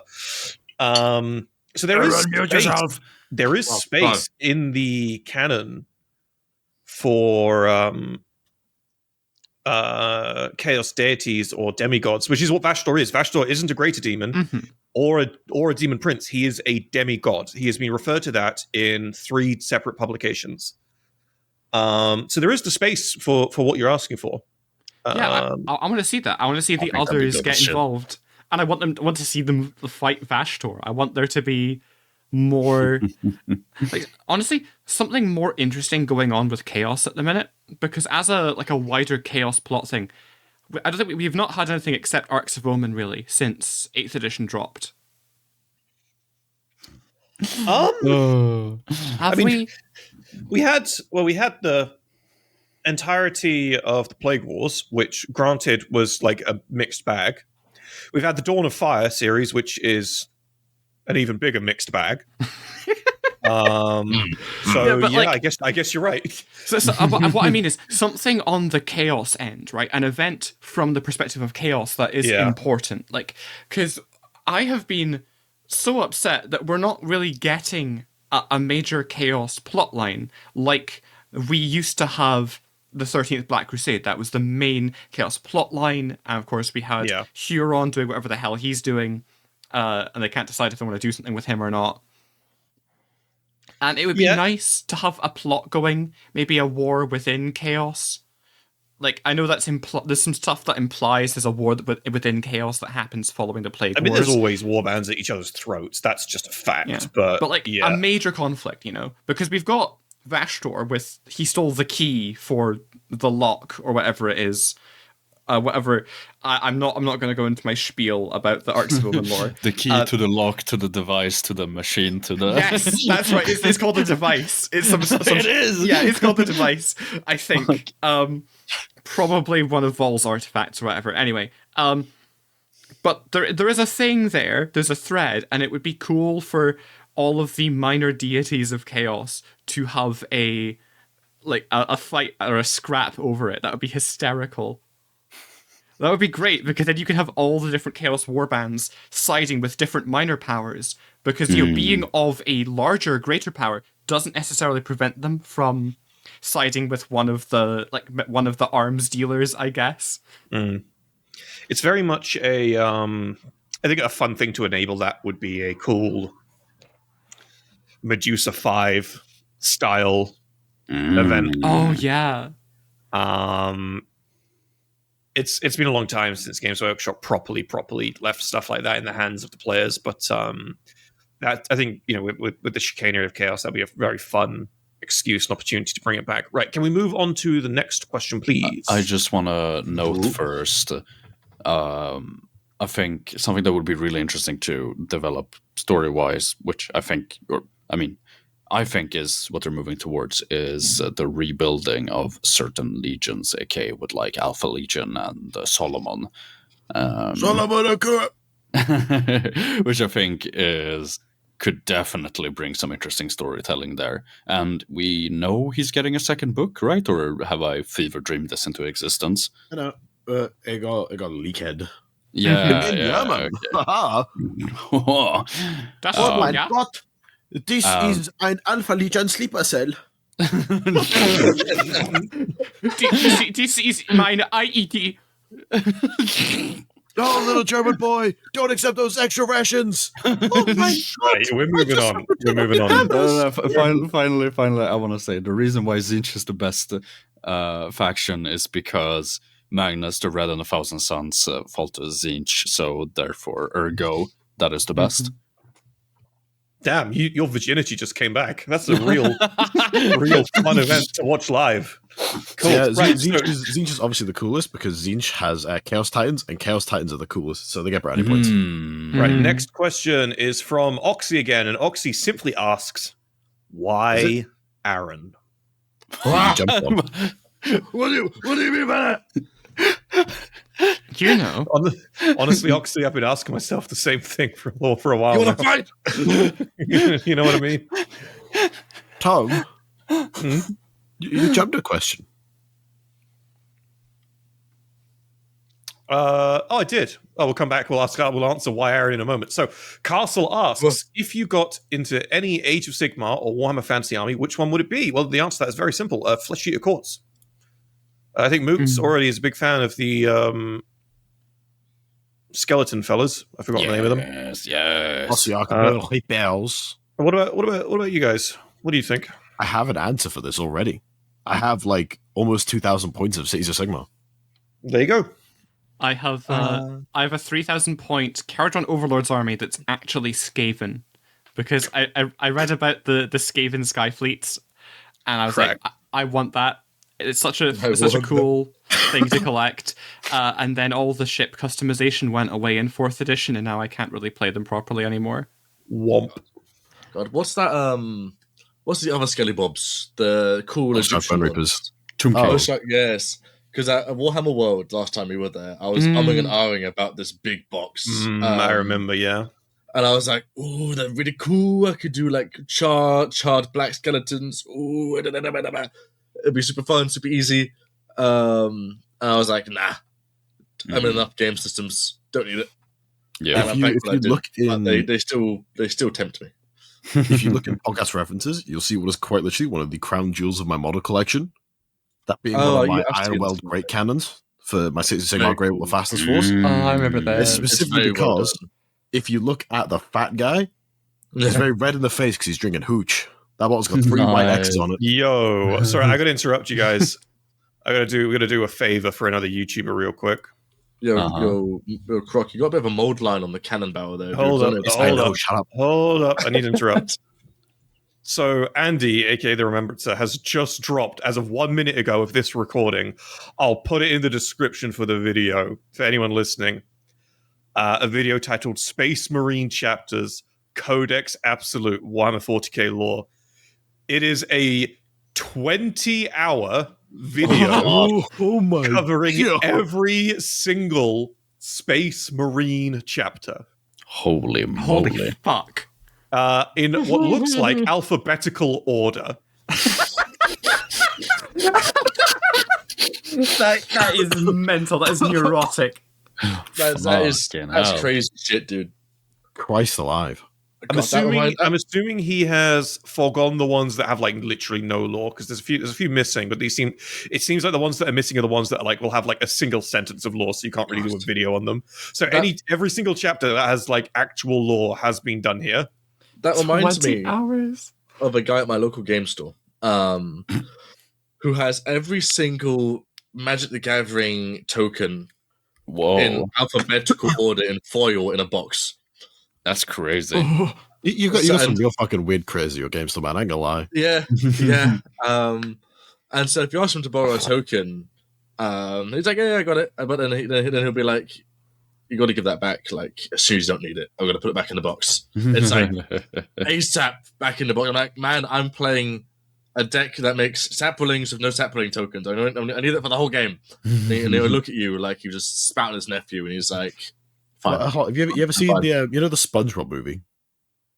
Yeah, You know the opening scene where SpongeBob walks I in watch the it often. big, it's like, Actually, you got a family, pal? Yeah, stay with me. It's like, oh shit, dude, I actually made a 1/1 human warrior. Where's the token guy? And the lights drop, steam rolls in from the door, he walks in, rubber gloves, case in hand. So I heard you need a token, huh? Come on now, stay with me. What token do you need, boy? Just a 1/1 soldier, man. Man, this shit is crazy. This is so big. Oh no, it's not in alphabetical order. He abandons the alphabetical quite quickly. It's not in alphabetical order. Is this in? So it starts with the Dark Angels, and then he does. The order of this is really funky. I wonder if it's just in the order he made them. It has to be. Damn, this is a huge video. Let's make this a 21.5-hour recording and watch the video live.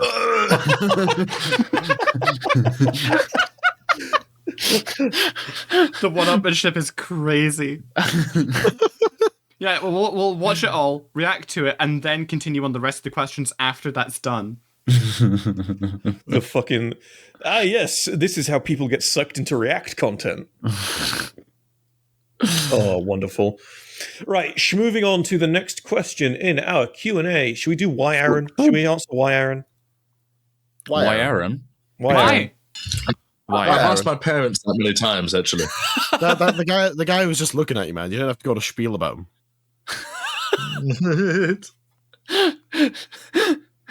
Why'd you hit him with the car, Aaron? Why you have to throw that bagel?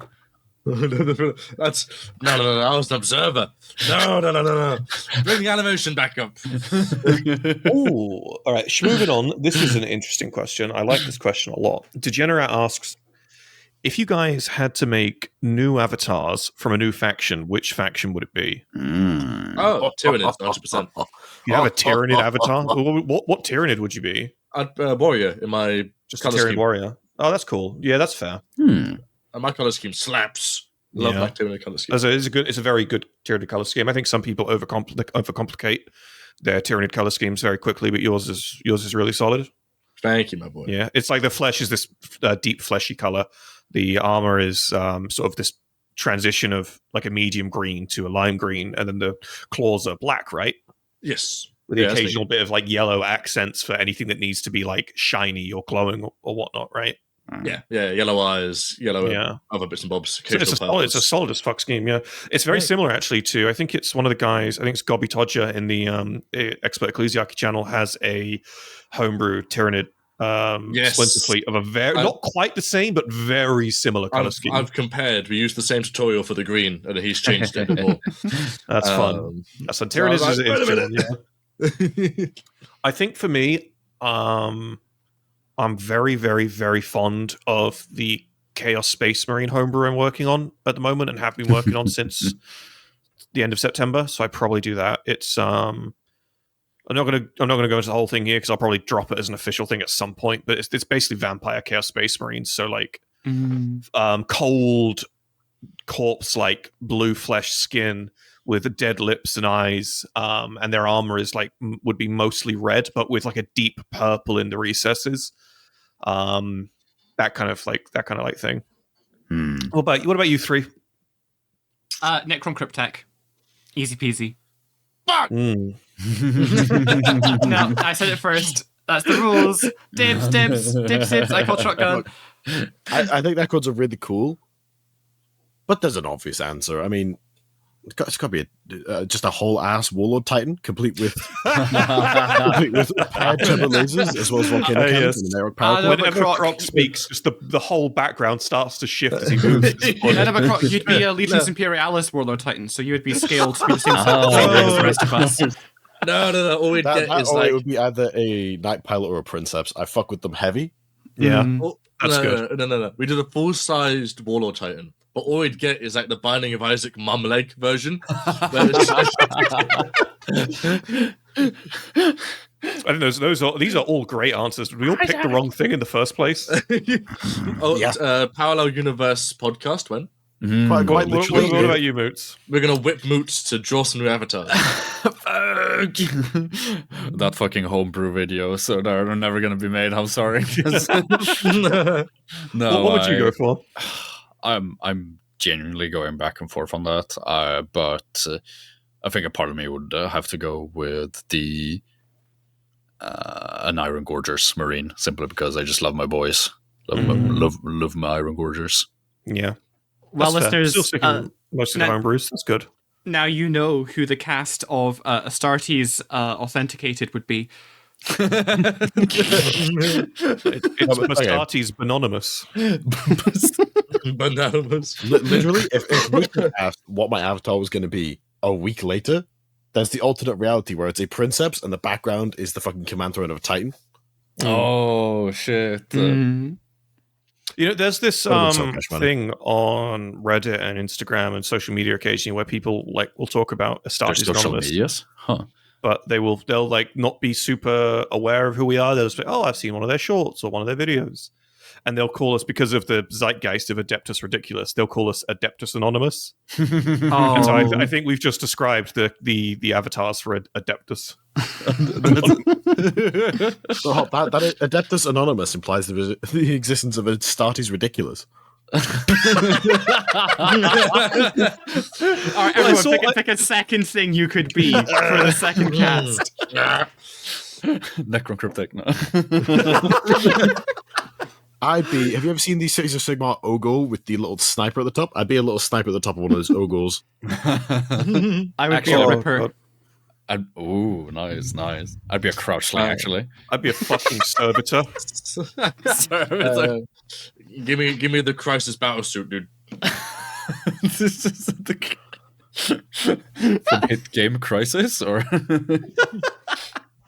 All right, let's can our PC run it though? That's the question. let's move on to the next one. So, Mitch W asks, when you guys get to travel, do you try to visit local game stores to see different vibes around the world?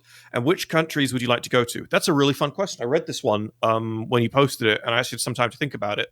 Whenever I go to a new city or town in the UK, if it's got a local games workshop, I do check it out.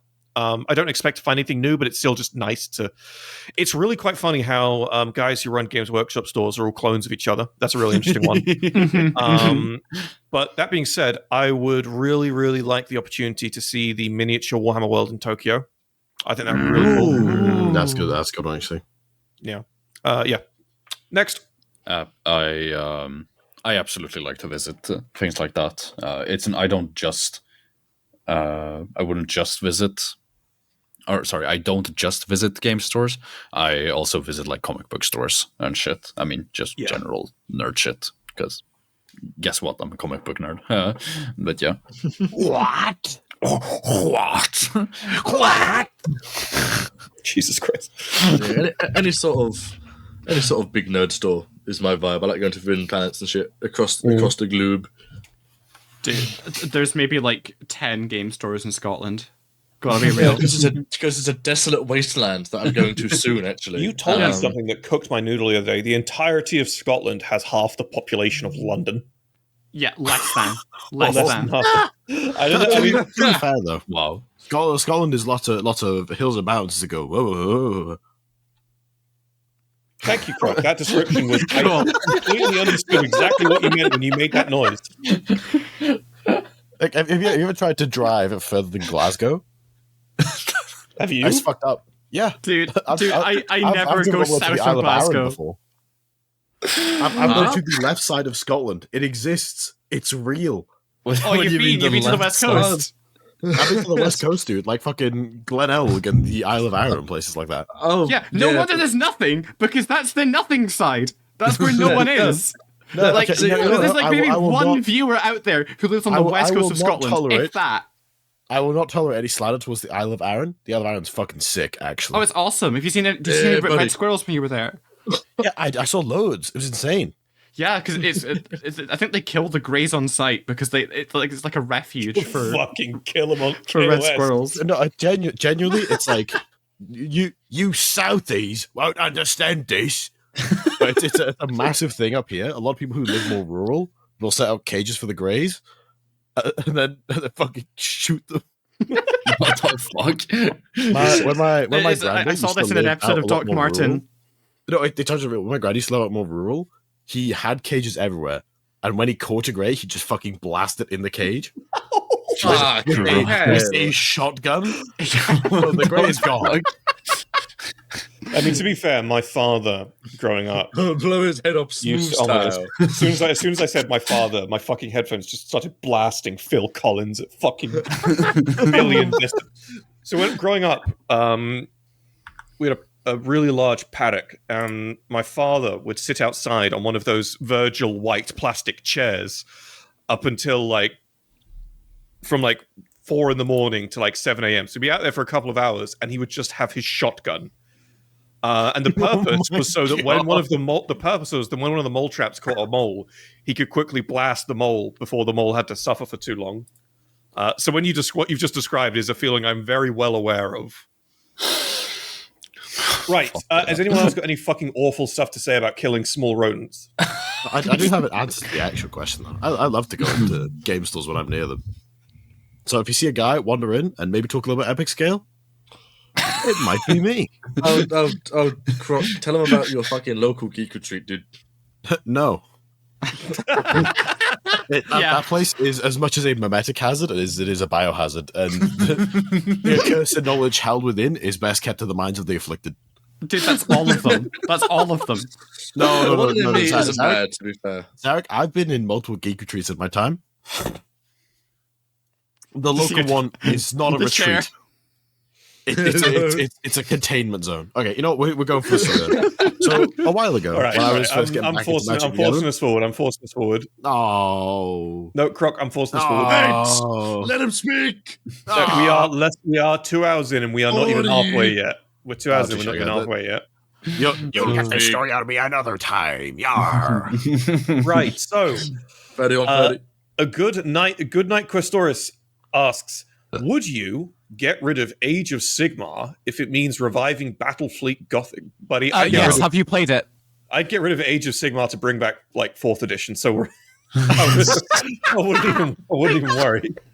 I'm really fond of so many AOS models, by the way, genuinely really fond.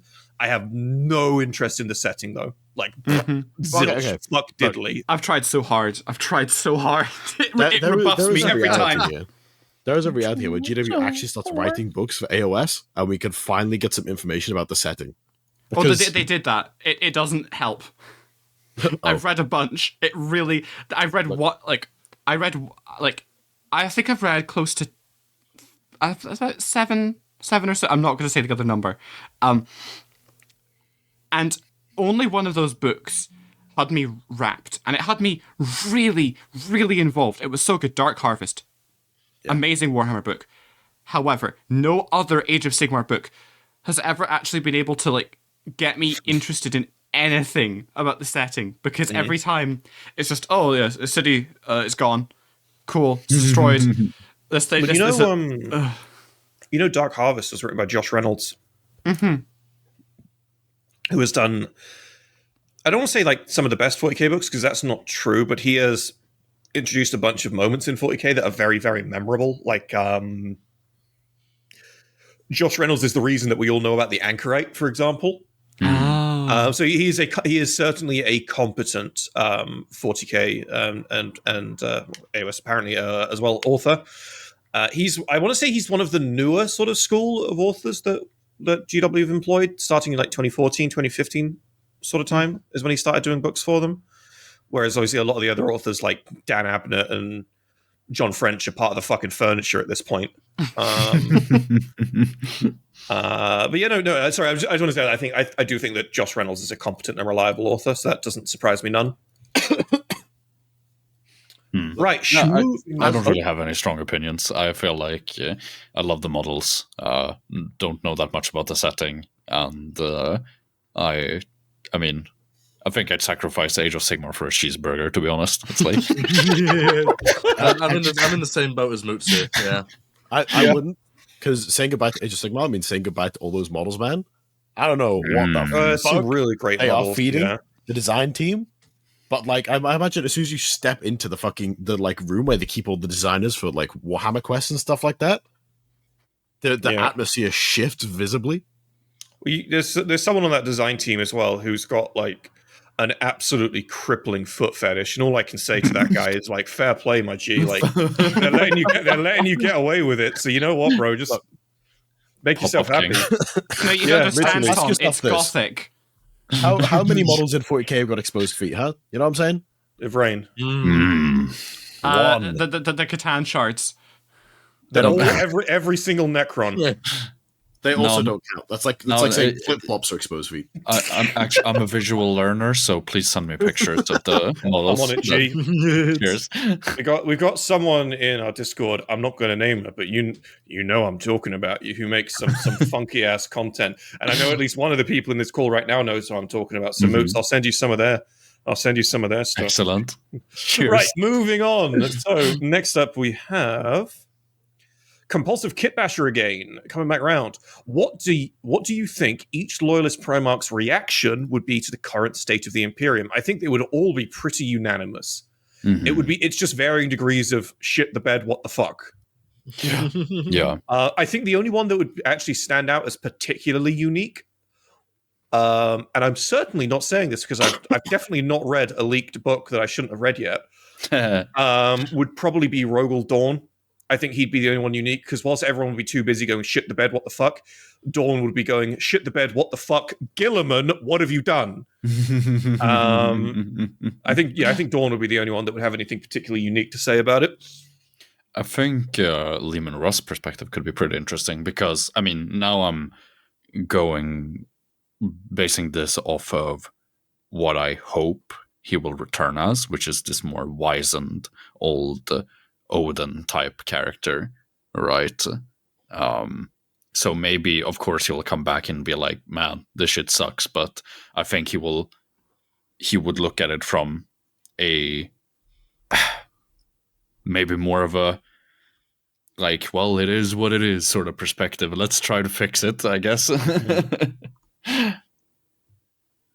Yeah, I mean, well, Lehman Russ has always been a very pragmatic individual, so I think he'd be one of the guys that you could argue would be, I want to say, least perturbed. Not in the sense that he'd technically be any less perturbed, but he's very much like, oh, okay, this is the arena we're fighting in now. Better get to it. Yeah. I think that's an interesting enough take. I think that it's funny because if you asked me this question like 2 years ago, I might have had something similar to say about the Lion, but the Lion's return has been very much like, I'm not going to fixate too hard on the big picture. I'm just going to make sure I'm helping the people right in front of me who need my help. Yeah. Which is a wonderful character change for the Lion, because his defining trait for the entirety of the Horus Heresy was dickhead in bold. So, we'll see. We'll see. Any other thoughts? It's out of my field of expertise, mate, this one. That's fine. Kate, Right. I'm dead. Kate, Moving I'm on. dead. The Decree unit, they're coming back. I'm terribly sorry. They're on the way. Right. Visario calls most of that gribbly. What a wonderful username. Asks, in your opinion, which character in the 42nd millennium, it's a Croc question, has the most whimsy, or is it, or is just the most laid back person, ... and why is it Belisarius Call? Man, I love reading Belisarius Call dialogue. He is like so far away from being worried about anything. He has this wonderful ability to make dire situations feel like a bit of a joke, where like there's so many scenarios in the various books he's been in, and again, I'm not going to spoil anything from Archmagos, but there's so many scenarios from various books he's been in where like the ceiling is coming down around him, and he's just like kind of talking to himself, being very like kind of jolly and sort of like not unbothered, whilst every other person in the room is shitting themselves. This is a very good take. I think I'd be willing to bet that this individual has read the Belisarius Call novels, or the novels that he's in. So that's a fun take. He's I like such that a one a lot. shit poster, honestly. Like, Yeah. Belisarius Call. I love that about him. There was actually, I will spoil a single line of dialogue from Archmagos Croc, but don't worry, I won't actually ruin it for you. There is a single line of dialogue in Archmagos where where Call needs the individuals who are with him to hurry up in terms of doing something. and so he says chop chop. And the book tells you from the narrator's perspective that the phrase chop chop, like no one knows what that means. It's a phrase that's in 40k has clearly been lost to time. So Paul going chop chop is there. They're just kind of looking at him like, huh? What do you mean by that? What are you saying, old man? Yeah, no, very, very fun take that. Oh, I think we also have, in terms of whimsy, we have Uftak Blackhawk, simply because he's an orc. And he's got some actual progression through his novels. Don't spoil the second one. I need to read that at some point. Okay, no spoilers for that. But just pretty much every scenario he's in. I don't think I've read a book and felt so had read it in such a comedic way. There's no book I think that's ever quite reached that level of whimsy and humor. And it's purely because of the orc perspective, but in particular because Uftak Blackhawk is so self-assured that he doesn't really get scared. So it keeps these books really, really silly at all times. Actually, hold on. To add on to that, of course, it is Uftak Blackhawk. He is the answer to this because what Brutal Cunning is it's also a really good Mechanicus book. Because you have these excellent scenes about the Mechanicus forces on the Forge World as well that only serve to show exactly how Uftak is about to get away from whatever bullshit he's up to in like 3 seconds time. Like, for example, when they get to the main Forge city, there's a big old void shield and all the orcs are hammering at it and they can't get through. And Uftak's like, well, obviously I can fucking do it. So he walks up, gives it a mighty whack, and the whole void shield comes down. And you find out that's because someone in the fucking Mechanicus Conclave wanted to let the orcs through to try and capture some of them, to do research on them. Which obviously fucking backfired. Yeah, very much the same in the second book. I'll not say anything so I don't spoil it for you, Croc. I tend to control myself there not to say Tom Spanks.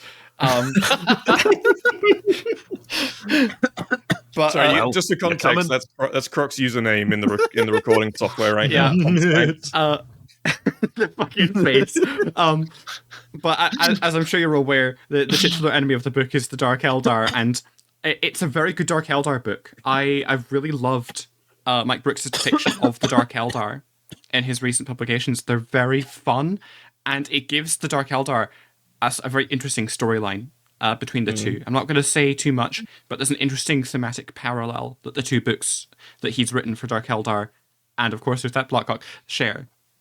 Actually, to be fair, I feel there's a case you made here for Azrubdale Vecht, from what little we know of him. Yeah. Because the guy is like so singularly important to Comrade that even though he's been assassinated multiple times, people just kind of won't go after him because the whole city falls apart without him. Oh, wait. We've ignored the completely obvious answer. Huh? It's the Crouchling. Oh, God. Oh, Of course. That's we got some fucking good call, of course. I was gonna say Iskander Kael, because he was being interviewed about the whole fucking bunch of shenanigans. He was like, "Oh, by the way, the 13th Black Crusade is going on. Just so you guys go, like, no, it's about to happen. They're on the way. You're all gonna die. They're on the way. KJ's about to go. He's still alive, isn't he? We didn't get the third book. It never came out.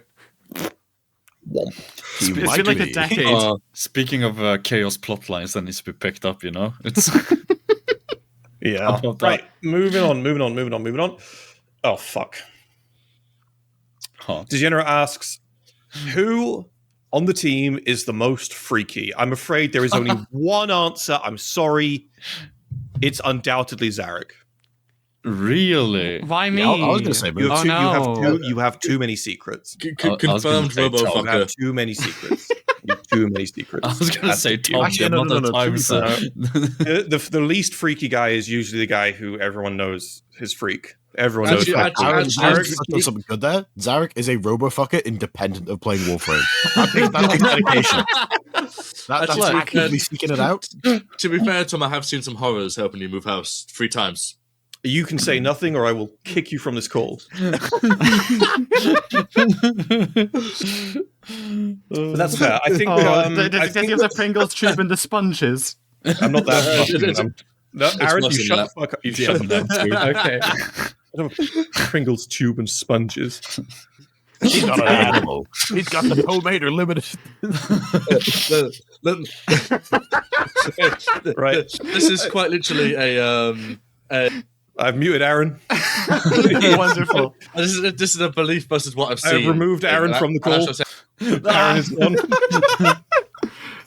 Aaron, he can still hear us. I will return him when we are done with this question. So who on the Incredible. team is the most freaky? Freak off between Moots and Zarek right now. Urinrör! To be fair, I have had to restrain myself from naming. I want to say crediting, but others might say naming and shaming various fanfiction authors over my time on the podcast. So it probably is me, just for what I know. Can know you it. beat fanfic You- And authors? the people I respect. If I can beat fanfic offers, I mean, I've written a fanfic. You've heard it. It's the fucking Erebus fanfic. You know, I'm one of them. True, but it doesn't It's quite one thing hold to a have made a candle movie. to. It's another thing to be a movie critic. You know. Yeah, there's a difference I, between like uh, working on a cocaine farm and like blowing it every fucking weekend. I mean, Look, I used I've to read be. some crazy shit in my time. Things that I've seen things you people wouldn't believe. I believe you. I mean, I used to be really into Hitalia. You know, I read a bunch of Hitalia fanfics back in Hold my on, days. I've got to Google what the fuck that is. Hold up. Oh, yeah. So the fact that Tom doesn't know, like, it immediately excludes him from this conversation. Well, let me remove myself from the call as well. Real quick. I don't know. I feel like there's a lot I could bring up. I mean, there's the wonderful picture of me in Fishnets. in fishnets. Yeah, Yes, that's true. true. there's that one. I'm not Eyeliner there and to- all, you know. Competitors today, it seems. I'm not talking about the contents of my wardrobe. Yeah, Moots can have the crown. That's fine by me. You know, I'm gonna say I think you both match each other's freak quite a bit. And I reckon what we've got here is the two different varieties. We've got Sorry, the audience, you didn't hear that. You couldn't hear what we just heard. Aaron, for anyone who hasn't deafened themselves, Moots heard it. For anyone who hasn't deafened themselves, the chat is the sound of Aaron screaming at the top of his lungs.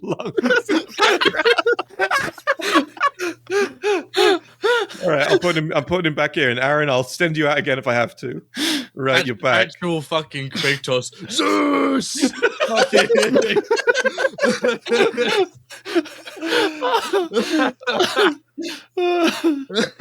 That killed me. So the next question, Tom.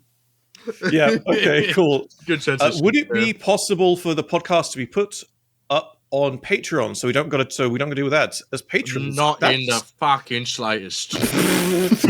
Yeah, I think we can probably do that. I don't see that being a problem. Do you think we can do that, Moose? Yeah. Can't we? Yeah, we should be able to do that. Yeah. Cool. So we'll implement that sometime in January. That's not actually a problem. Cool. Right. Moving on. Verbal contract. Hold him to it. Yeah, someone chase me in January. So Rowan asks, when are we getting the unrehearsed live group cover of "Sexy Back" by everyone? Oh, Oh, powerful. I don't even know the lyrics. Hold up. Patron goal. you can't rehearse it. But I'm okay. I just need to have the lyrics. Thomas in mute front of yourself. me. For almost I don't even know what the song is. There's I someone's know nothing revving in the musical. background. Oh. All right, moving bring on. it So, so if you had the opportunity I'm to bringing write for sexy the Black back, Library, yeah. Damn, what would you write about? So, Balthazar Gelt asks, if you had the opportunity to write for the Black Library, what would you write about? Oh, I would write a trilogy book series about that. No, sorry, a dub. What's the not trilogy? What's the 2-book series called?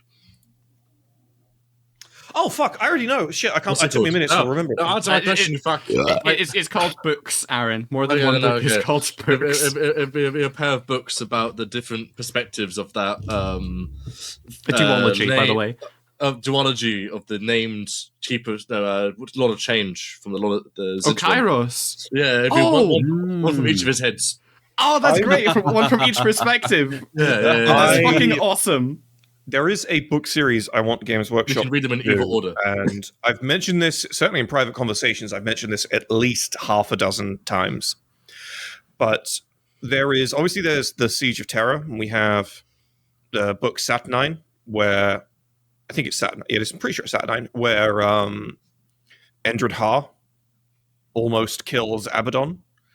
And then we have the Black Shield series, which takes place in the first couple of years of the Horus Heresy, that sort of gives you the three stories that set Endred Har up as this insane Black Shield pirate, loyalist pirate of the Heresy. But then we have this indeterminate number of years gap between the two, because we know by the end of Broken Chain, the last Black Shield story, that Endred Har is just getting started with his piracy and messing with the Sons of Horus. And then the next time we see him, it's like, oh yeah, this guy's going to die in 30 minutes. So it's a real fucker, because Endred Har is probably my favorite character of the Horus Heresy. And we basically are only given the very beginning and the very end of his story. So I would definitely be like, yeah, I'd give him his own trilogy. I'd give him his own trilogy, or at least a book or two, right? Just something other than, oh yeah, we missed the bulk of his life.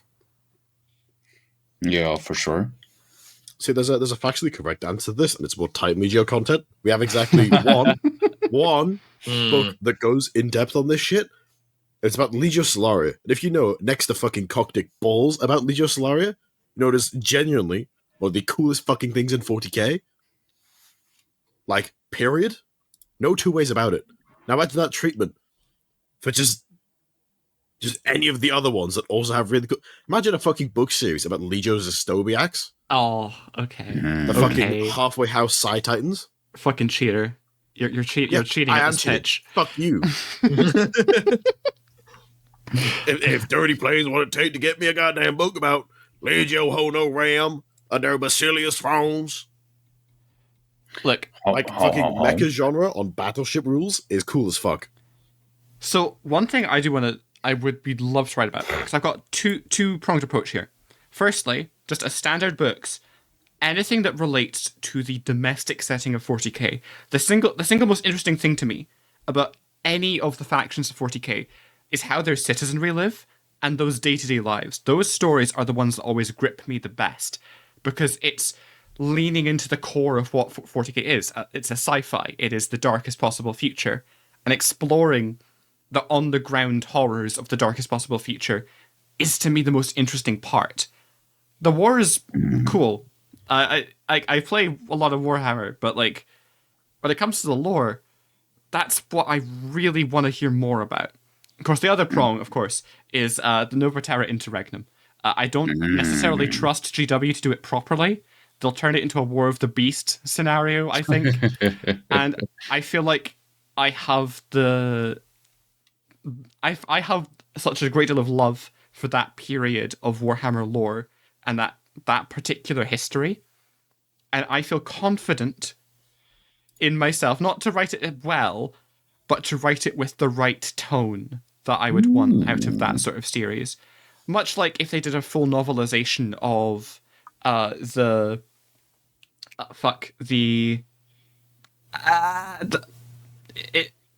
it's escaping me, the Badab War. If they did a full novelization of the Badab War, I think it would lean too much into the bits of heresy that I don't like, and away from the bits of heresy that I do like. If you know what I mean. I think I see what you mean. My pick had definitely been the Badab War, though. Oh my god, I've been muted this whole fucking time. I'm actually a fucking idiot. Tom. I was just gonna say really quickly, for the Badab War, you shouldn't do a novelization of the entire thing. You do a two-party perspective, and you make it really unreliable. You do the perspective of half the series you do from the perspective of Lufthuron, and the other half you do from the perspective of Karab Khan. That's it. Do not try to give the full overarching bullshit like they tried to do with Dawn of Fire or anything like that. Give us the perspective of these two commanders on complete opposite ends of the war, having to like for example, the Salamanders and the Salamanders' involvement in Badab is quite unique. And like instead of giving that from that Salamander perspective, you can give it from Karab Khan's perspective of getting annoyed with them. And that way we get to keep all the mystique that is so good with Badab that the Imperial Armor Compendiums have like really done a good job of maintaining. Absolutely, yeah. So Sorry, I didn't mean to jump in there. I think that's a great answer. I think that's a wonderful answer. I think if I didn't love Endroid as much as I do, I'd give the same one. That's my personal pick as well. I got to with you on the other side of things. I fucking like what's it? What's the word? Not omnibus. You reframe. Collection of anthology. Well, anthology about just like a bunch of stories in the little slice of life of the various factions. Oh yeah. There is a bunch of anthologies out there. I was talking to it wasn't one of the patrons, it was one of the homebrew expert guys about this recently, that everyone has different answers about like, oh, what should I read to get into 40k? And someone's like, oh, read Horus Rising, or read this, or read that, or whatever. It's like, and they're all wrong answers. Even I have been giving wrong answers this entire time. The right answer is literally any of the various anthology series, because they're so easy to consume. Hard agree. Mm-hmm. So easy to consume. Little bite-sized chunks full of flavor. And if you don't like one, that's okay. You've only wasted half an hour. You haven't it's not like buying Outcast Dead, pissing 8 hours up the wall and wishing you didn't know how to read afterwards. It's absolutely easy. Yeah, exactly. Yeah, I started with the collection. There Is Only War, and that collection is what got me hooked on 40k fiction. It's also why I'm such an old head hater for the new stuff, even though I do love Mike Brooks. Yeah. Mikey Beep. No, we love Mike Brooks. Hopefully, I don't know what they're going to do with the line next. But Mike Brooks is really interesting. He did such a good job on Son of the Forest. You kind of hope that they let all the line stuff like stay with Mike Brooks, because he clearly understands the character so well. Please, I would actually be interested in a Primarch plotline. Yeah. Hopefully, he accidentally ends up characterizing Gilliman as a dickhead. That would be really fun. That would be excellent. That would be fun as shit. Right, moving on to our next question. So, how did Moots escape Santa's workshop? He didn't. He didn't. I mean, if I say it publicly, then they'll know how to make sure I don't escape next time. So excellent. All right, very cool. All right, moving on. So, 5 Norn Queens in a trench coat asks, can I get a bed wed purge list about the AA crew from the AA crew? Well, this is unfortunate. No. We've got 5, and we need 4 here for that. So I think it's a bit difficult to do. I also think there's probably some HR problems with this as well. The war gong. I didn't even do anything. Listen, I would I'd bed StreamYards, wed the war gong, purge the cast. I would bed the gaming storyteller, wed the gaming storyteller, and then I would purge the gaming storyteller. No witnesses, yeah. A story told in 3 parts. Yeah. It's like those Reddit 2-sentence horror. I bedded and wedded the gaming storyteller, but then I purged the gaming storyteller. Right, moving on. Oh, Azari, this question is basically for you. Toko asks, if you could revive one Legends unit in 40k, which would it be? I do have an answer for this, but I want to hear yours first. Okay, there we go. I'm not gonna give you time to explain why. Of Sleeper Agent fucking takes man. Jesus. The answer for that for me would be the Relic Dreadnoughts, or just like the Contemptor or the Leviathan. Either would do. Just a relic, just Relic Dreadnoughts in general. Give Death Guard back their double Volkite Contemptor. Give me Death. Give Death Guard their fucking 8th and 9th edition DPS machine back. Yes, there's 2 answers to this, yeah? The first answer is Squig Tanks. Grot Tanks. And the second answer is a Gargantuan Squigoth. I don't know if the Squigoth itself is in Legends at the moment, but if it is, that's also, I'd accept that as well. The Gargantuan one is, the normal one is not. Oh, yeah, bring back the Gargantuan, dude. What's up, little man? Coolest fucking... Actually, one of the coolest things ever, and you know... But what happened to the Squigoth fandom, man? They died out. Squigoth fandom. Don't forget the Crutox. Not the Crutox. The what's it called? The Narlock. The Greater Narlock. Oh yes. What would it fight though? Squigoth or a Narlock? Oh, it's tricky. No, it's got to be Squigoth. Squigoth's way better. Yeah, Squigoth's great. I love Squigoth. Right. I want to see Karl the Risen. Yeah, that's a good one. Yeah. Karl's model is awesome. Right. So, if you could, Degenerate asks, if you could make any homebrew official, which would it be? Well, my own. I do wonder which one. Let me think about it for a moment. Ah, yes, the Iron Gorgeous. Yes, of course. I would sacrifice. Consideration. I would sacrifice my vote so that Moots' homebrew couldn't be created. Obviously, the answer is the Marines Divergent, guys. You're forgetting the big picture here. Yeah. All right, we're can't. moving on. We're moving on. So Rowan asks, if you could sacrifice one team member to bring back an old mini indefinitely, who would you sacrifice and for what mini? Aaron for Great Squigoth. Aaron for the Great Squigoth. Aaron for the Greatest Squigoth. No. Hold on.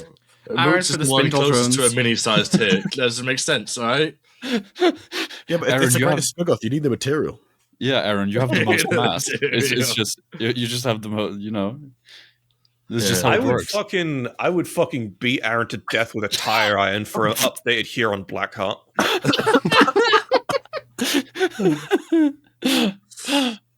Respectable. Yeah, I can't help but respect that. That's devotion to the bit. Yeah.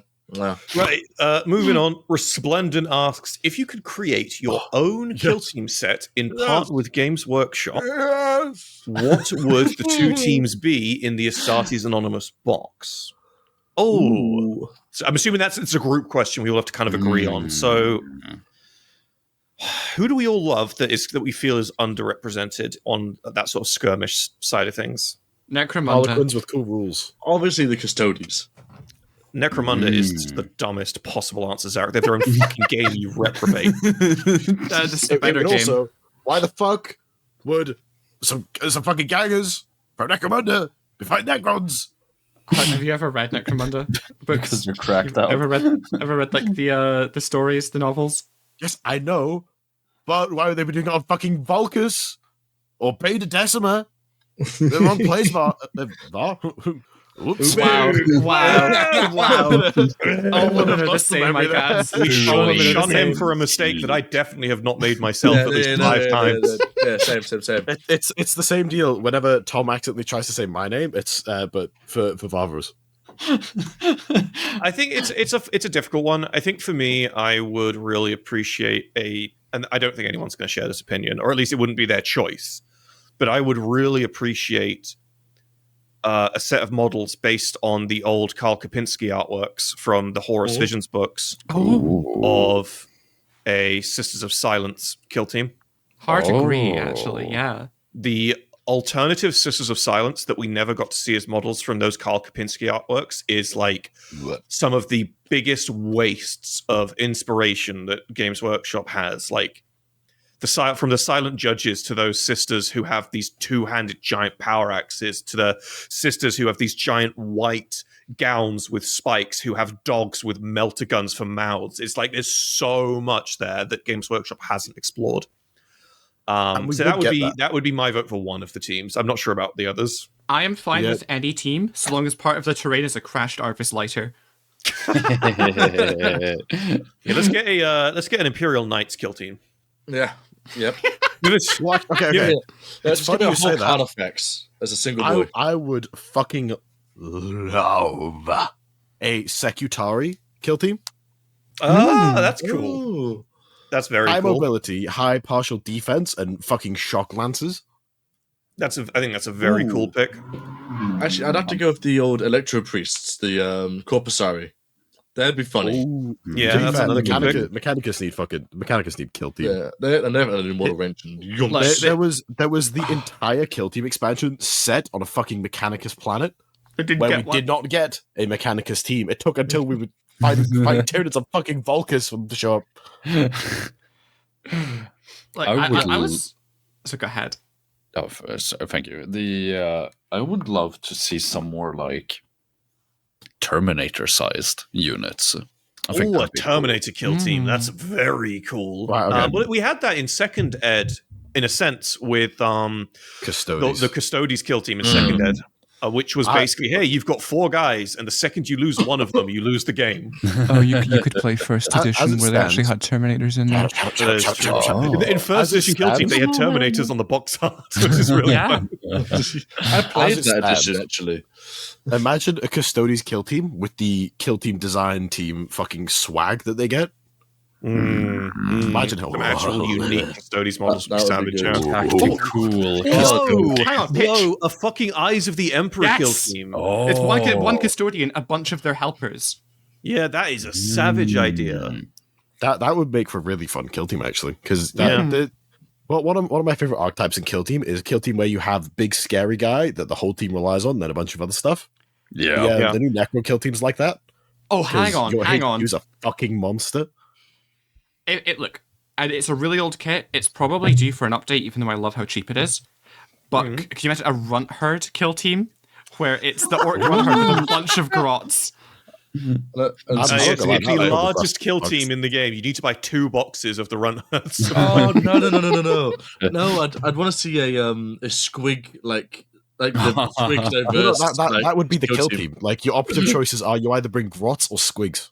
Wait, no, if you had grots, some of the weird ones. You could actually have vehicles in it because you could take grot tanks that'd be small enough to fit within the scale of the game. That's actually your Terminator Kill Team. You bring Terminators or you bring grot tanks. Yes. So a team like that, it absolutely could not be like 20 grots on the field. Just on action economy alone, you could just strong arm everyone because your first 10 to 14 at most activations in the game would be just making your opponent do everything, and then you get to play the game completely unimpeded. That reminds me of the first edition Kill Team, actually. Now, we were talking about it earlier. It was basically bring a 500-point list limited to, I think, 12 models. It was a 200-point list. It was a 200. It felt like 500 points. I was running Terminators. That might have been me.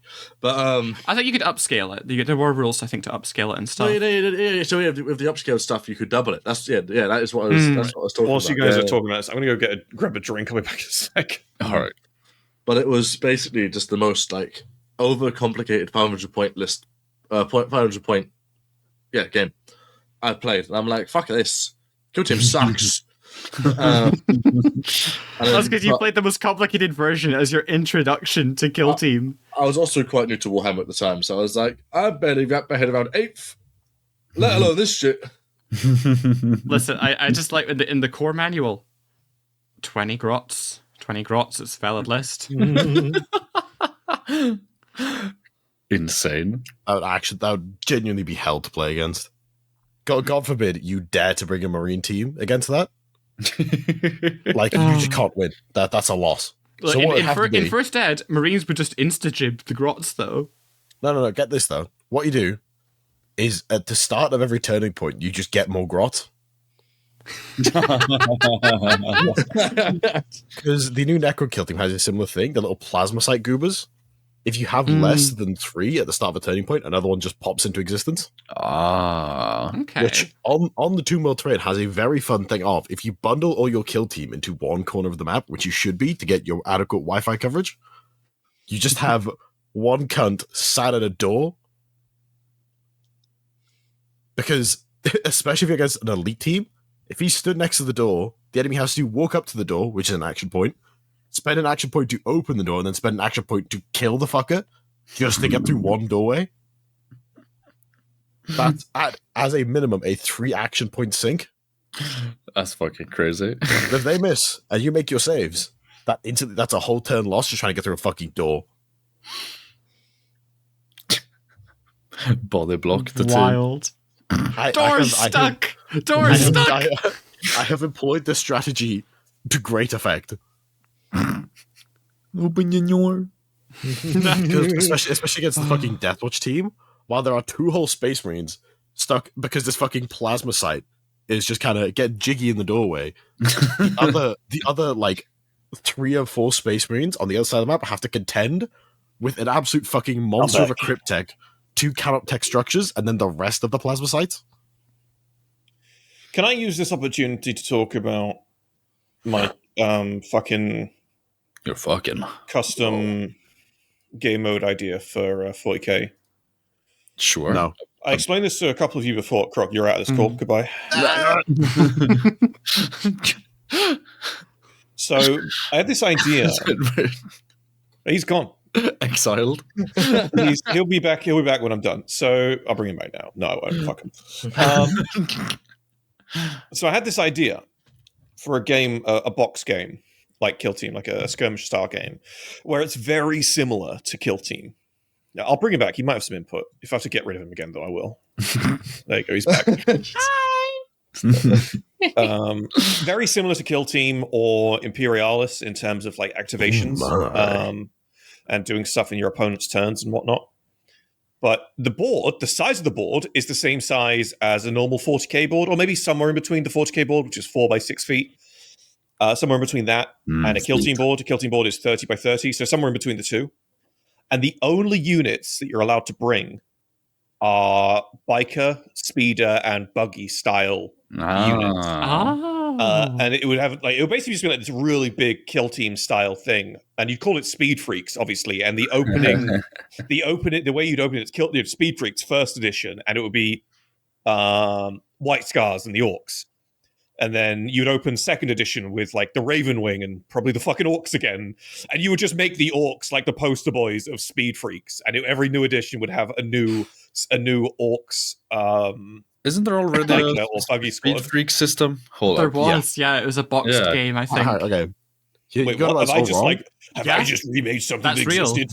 When they released like the Shock Jump Dragster and all the other new Orc cars, they released a game system called Speed Freaks. Yeah.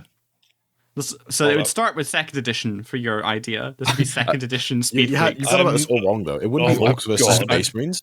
You get Orcs versus GSCs, so you could have fucking dirt bikers roaming around. Oh my god. Well, it would be like Kill Team. You'd have releases. Oh yeah, 2018 Speed Freaks. Yeah, I thought you were like being funny when you said, we'll call it Speed Freaks. I've never seen or heard of this before in my life. I don't presume it was particularly amazing, because I've never heard anyone talk about it. Yeah, my box and stuff. But that would be it, and you would just use it as an excuse to make sure that every faction was staying up to date with their biker and speeder style models. Oh my god! They'd bring back the there was a Dark Eldar, I think it was called Gangs of Comora. It was a boxed game between the Hellions and the Reaver jet bikers. And they could just be brought right back in. Yeah. I do occasionally have a good idea once every now and then. That's what I was thinking. So we're talking about Kill Team, and I'm like, it seems like such an easy thing because they've got all of the resources they need to make this a thing. Yeah. And then you can release exclusive models for it, and so people who play 40k will buy boxes of it the same way people who play 40k buy Kill Team boxes because they want to make sure they get the new special thing really quickly. Yeah. From a capitalistic standpoint, it's a fucking no-brainer. And from people who like biker-style units in 40k, it's also a no-brainer. Yeah. My cat is attacking my feet, and I'm not enjoying it. as long as they have, like, Kill Team-style compendium, I'd be fucking down for that. Speaking of no-brainers, the Beast is here. But I would love if that game system then had, like, its, relatively speaking, apocalypse expansion, where you can get some really big vehicles in there and do fucking like drifts with them. Drift the Baneblade. I want to drift to the Baneblade, she says. That'd be great. I would love that. That would be an excellent game. Have you ever seen Lost Planet 2, like the game? Yeah, dude, I rinsed that game. I fucking love Lost Planet 2. Yeah, you know the train scene? You know what I'm getting at? Yeah, you know what I'm getting at. Imagine the fucking Baneblade, dude. Right, so moving on, because we've been on this question for a little while. Which mod scares you the most? That's a very quick answer. The answer is Croc, because Croc actually has all the skeletons. Hi. You may seem innocent. It's easily Croc. I don't think there's even a remotely close second. Unification mod is pretty scary. It's got a lot of content in it. The Withered Foxy jump scare percentage every second is also pretty bad. That's up there as well. Moving on, out of the entire crew. No, hold up. I think Okay. I think the Shrek tank music is pretty scary. You know, All Star. Hell yeah. Okay, go on. Have you seen the Charlie Kirk Left 4 Dead?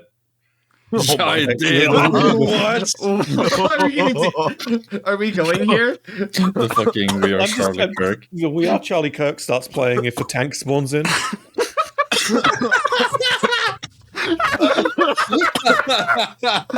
Oh no, I would already envision it. Oh my fucking god. Right, moving on. I'm not touching this. Moving on. So, you guys, because I've said that name, it's going to appear in the bottom under the video now. There's like famous people mentioned in this video. It's going to appear Charlie. All right, moving on. So, Compulsive Kitbasher asks, oh, fuck. Oh, God. Out of the entire crew, extended cast included, who is the biggest knobhead? I'm a pretty big knobhead. I like those songs. I have a pretty big knob, but you know. Yeah, when we turn these microphones off, Dumpy Grimbo says some really horrible stuff, like absolutely cancelable. Who's the biggest knobhead? Out of the extended crew, I don't think. The problem is when you're the guy who first says, "Oh, I don't think anyone's a knobhead," it means it's you. And I was about to. I thought you were going to say the gaming storyteller. No, it's Alex is. We take the piss out of Alex, but Alex is lovely. It's not Alex. He's one of the most tolerant people I've ever met. He is. In But fact, I'm the going only to keep person the I meme know up. who's more tolerant than Alex is probably Moots.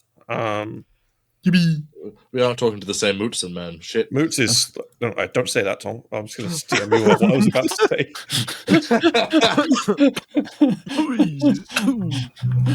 Okay, but for non, what were you about to say? Let's fucking watch. Wow. Right, moving on. Wow. That sounds like it got sexual. Wild. Yeah, moving on. Why haven't you? I'm going to read these in the other order. So Oxy says, "Why haven't you killed Croc yet?" We can't locate him. As per the last question, he knows where all the skeletons are.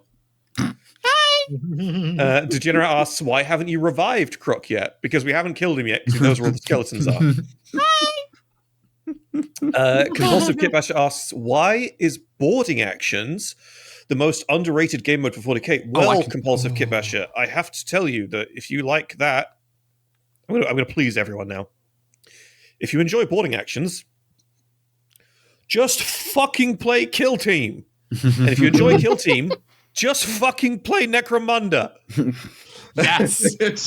You pleased everyone. There we go. Here's the progression. Yeah. No, the real reason. I mean, I don't think boarding actions is bad at all, but boarding actions is Kill Team for dummies, and Kill Team is Necromunda for dummies. Well, here's the other issue, right? The problem with boarding actions is that you need to invest like 200 quid into Rain and books before you can play the game. That's true, yeah. That's the other thing. Well, hi, okay. Or buy a things can be tablet achieved and all with the a cardboard PDFs. box. What were you saying, Croc? All things can be achieved with a cardboard box. You're telling me you can't just put like lines of fucking cardboard down? Yeah, I mean, there's having an immersive experience, and then there's playing with cardboard boxes. I mean, I think I said this in an episode recently, but I recently started playing Kill Team more actively again with some buddies here in Sweden, and the first, like on the second day we were like gonna play, we realized shit, we don't have any terrain, so we just spent like 2 hours literally making shit out of whatever we had on hand. So like cardboard, old beer cans and things like that, and we just like slapped it all together and made a bunch of terrain, and it was really nice. Like it was so fun just sitting there like making shit out of toothpicks and fucking ice cream picks and shit. There is something to be said for that kind of like group activity, right? I'm sufficiently old head enough in this hobby to remember when like people would actually make Croc, terrains. you're 12. You are straight up 12. I've been in this hobby for a fucking decade. Croc, a decade ago, you didn't know how to read or write. But I did how to roll dice, son. And then the number appeared on the top. I was a world champion mousetrap player. Croc was born to gamble. That's what I'm hearing. I remember when you could take like a fucking milk carton, slap some extra on it, and then you just paint it. You sorted, mate. Yeah. It can still be immersive. You've just got to put the effort in. Sorry, I You just just want gotta to use interrupt your real quick. imagination. I think Born to Gamble, I need that on a t-shirt. That's such a hard line. It's got to go hard like that one hoodie I designed that one time. Oh, yes. No. You got to get it with one of those cats smoking a cigarette. Yeah. Is The Marlboro. Yeah, exactly. Sweater with a tabby cat with a fat cigarette in its mouth. Is this us pitching official AA merch here? Please tell us in the comments if you want to see official AA merch with Born to Gamble. And Autism peaks when the T-girl speaks. Yeah, the chat doesn't know about the Autism Peaks hoodie, only if they've watched certain VAR streams. But they will know. Sorry, VAR, we're stealing your merch. No one's going to tell VAR that we're stealing her merch ideas. We're taking the I can't even pronounce the thing that is your profile picture, Zarek, on StreamYard. The Scrimpering Whimperlet. Yeah, we're going to steal that and put it on a hoodie. That's going to be my merch. That's an Astartes sorry, we're stealing it from you too. That's an Astartes Anonymous IP. I'll have you know, Tom, this is the profile picture for my YouTube channel. I'm sorry, but whenever you speak on your YouTube channel, I'm going to copyright that. Your voice is AA property. Oh fuck! I gotta get this video out soon. All right, moving on. So our next question is. This is a fun one. Croc, you don't get to answer this because you basically answered it an hour ago, you reprobate. If you could port any one faction from AOS to 40K... Huh? Oh, yeah, you did. Skip the question. You skipped several. God. I did. I jumped over so many. Degenerate asks, can any of you pick up / throw moots? Yes, Aaron can. Yeah. Ellie Newfie asks, if it were possible through some weird wonder of magic or some other chicanery, what 40k item would you bring into the real world? I mentioned this yesterday. You did. Moots' answer is the best answer. I should have said Moots' answer. I said the moment shackle. Yeah. It's literally just I can do anything, MacGuffin. No. Obviously, it's the phase taser. Oh, it's genius. I said last night to Moots, I said the phase taser. Give me a fucking Halo device. Let's make things weird. Oh, no. Pokeball, dude. Someone's going to get it real fucking bad. Someone fucking cuts me off. Whoop, you're in the fucking ball now, buddy. Never coming out of that one. Give me Gork or Mork. There we go. I don't know if that qualifies as an item, but you know what? I get it's a manifestation. It's close enough. Trazen weird is an wonder object of magic or some other chicanery. And if that's how we're playing it, existence. If that's how we're playing it, Croc, why didn't you say Vashtor, huh? Because fuck, look, I love Vashtor as much as no one else because no one else loves Vashtor as much as me. However, I feel bringing Gork and or Mork would be way funnier. Bringing Vashtor would just be kind of bad. I don't know about you. If I summon Vashtor, he'd be like, "Huh, that's neat," and then he'd take his hammer and he'd fucking slam me into the infinite torture MacGuffin. What's the name? Oh yeah, that's it. Yeah, bring in fucking Terith Kairos just to fuck with people, because then you can say when you say female custodians are real, it's a real world fact. All right, moving on. We have I skipped loads of questions. I answered this last night as well. Compulsive Kitbasher asks, what are your preferred playstyles on the tabletop? Bullet rain, heavily mechanized, sneaky, stealthy, etc. Well, Compulsive Kitbasher, my answer is badly. Zarex, by the way, is trolling. Alternatively, it's alternatively described as shoving as many things in a fucking Valkyrie or Corvus Blackstar as possible. Oh, that list was so much fun. But look, my modern lists are, hey, I get to spam a troops choice. Let's have fun. Teehee. I like the Dark Angels. I like the bikes. And turn 2, I will drop my Terminators on your tank, and they will either make the charge or they will die. Because I remember back in 9th edition when Deathwing Knights had 3 damage beat sticks. So just by sheer probability, if I threw a large enough blob at a tank, they would beat it to death. and because of how the inner circle rule worked, nothing else would really be able to harm them effectively. So they just kind of go to war. There are many games I've had with my mates where, like, turn 1, the fucking Ravenwing Talon Master and Black Knight combo sprints like 36 inches up the board, vaporizes someone's HQ they've not placed properly, and then turn 2, my Deathwing Knights drop in and fucking beat their tank to death.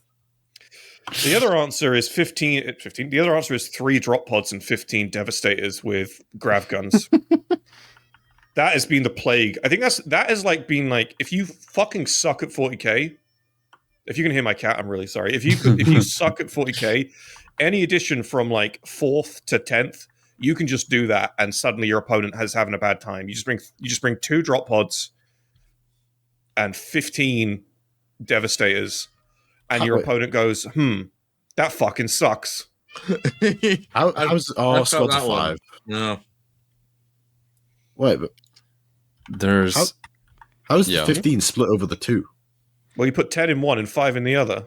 Oh. Yeah, I suppose. You can bring some, I mean, if you're playing fucking 9th or 10th edition, you can put some Blade Guard vets in the extra slot just because you really want your opponent to like question staying alive after the get. Moving on. Now we finally got to the question I wanted to ask. If you could port one faction from AOS to 40k and one faction from 40k to AOS, which would it be? Seraport.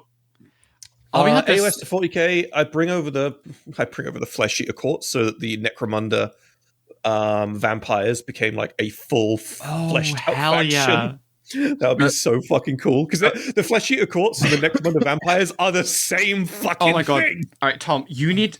I'm not going to say anything, but I really think that you should read the most recent Cal Jericho book. How do you spell that? Is that random Hive Scum guy? Yeah. He's one of the lost sons of Lord Gerontius Helmore.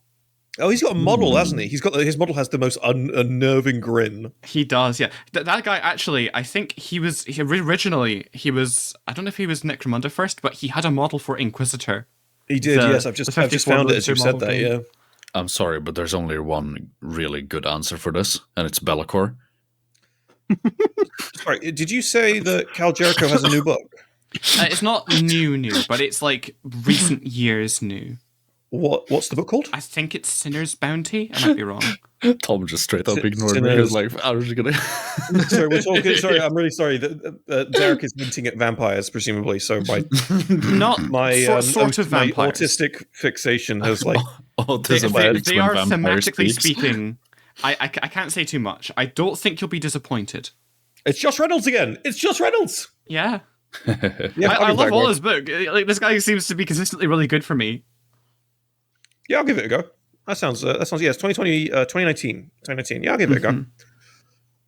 Cal Jericho is a silly guy. In current lore, he stole the almost dead body of the Lord of Necromunda, shot his like estranged sister, and sent her on what is quite possibly the worst day any member of the Imperial House has ever been sent on. Oh, by the way, sorry, it was so much shit going on. It was Josh Reynolds who did the Black Shields audio dramas. The Endred Hearth. He's the reason I like Endred Hearth so much. So I figured I'd throw it out there whilst we're still talking about him. Croc, what's that faction you play in Age of Sigmar? The Bretonian Guard or something? The Cities of Sigmar.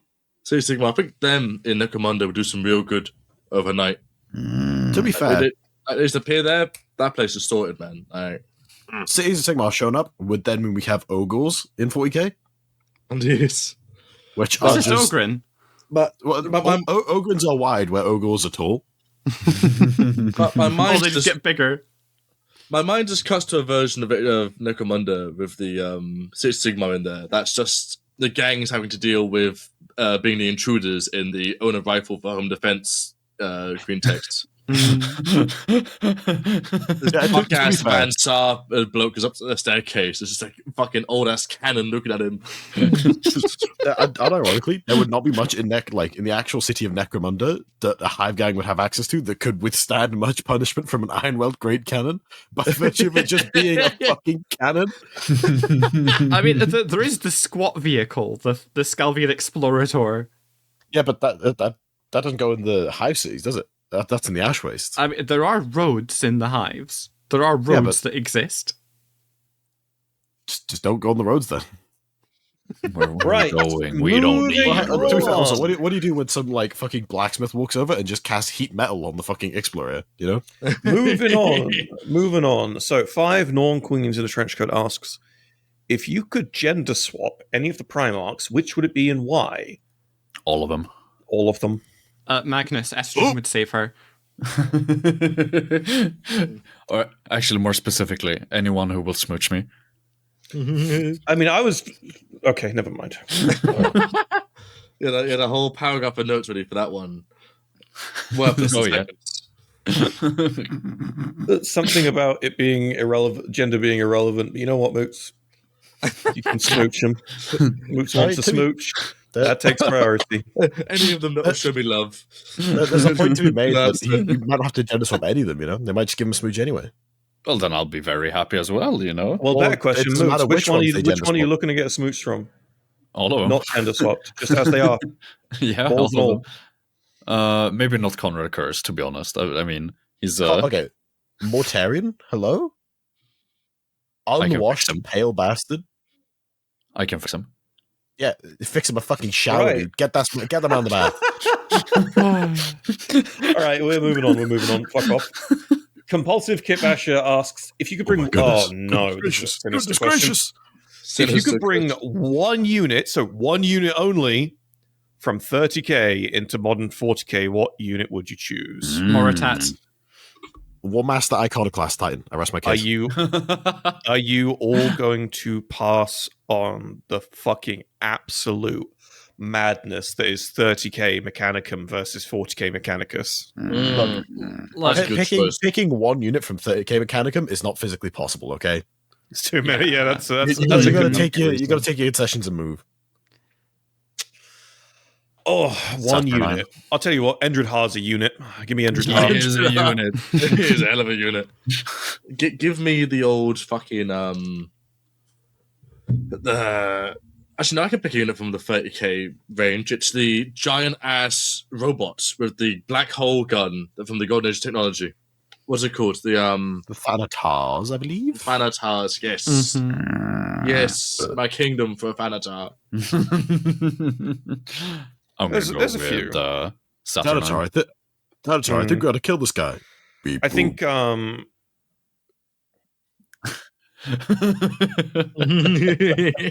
a fucker because like I kind of want to just turn around and like give the same various answers I would give to the Legends question because like who doesn't want a Space Marine super heavy that isn't the fucking Astreus? Like you know, and Horus Heresy has the Here's a fun monopoly one on for that. you. The Flamer version of the Falchion that only exists in Epic Scap. I think we don't need a rock for the rest of this recording. What a shill. Look, Yeah, we don't need them. Right, moving on. So Gammoth asks, which chapter...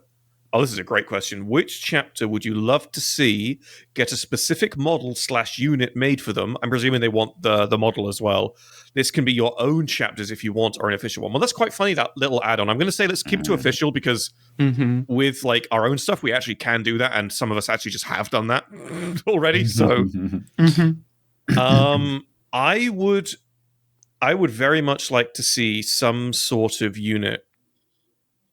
This will never happen, right? But some sort of unit from the Red Hunters to represent that sort of like characterizes how they operate as this unofficial chamber militant for the entire Inquisition.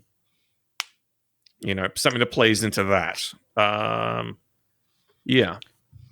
Do you think an upgrade set is acceptable instead? Because I have an idea for a thing that I'd really like to see.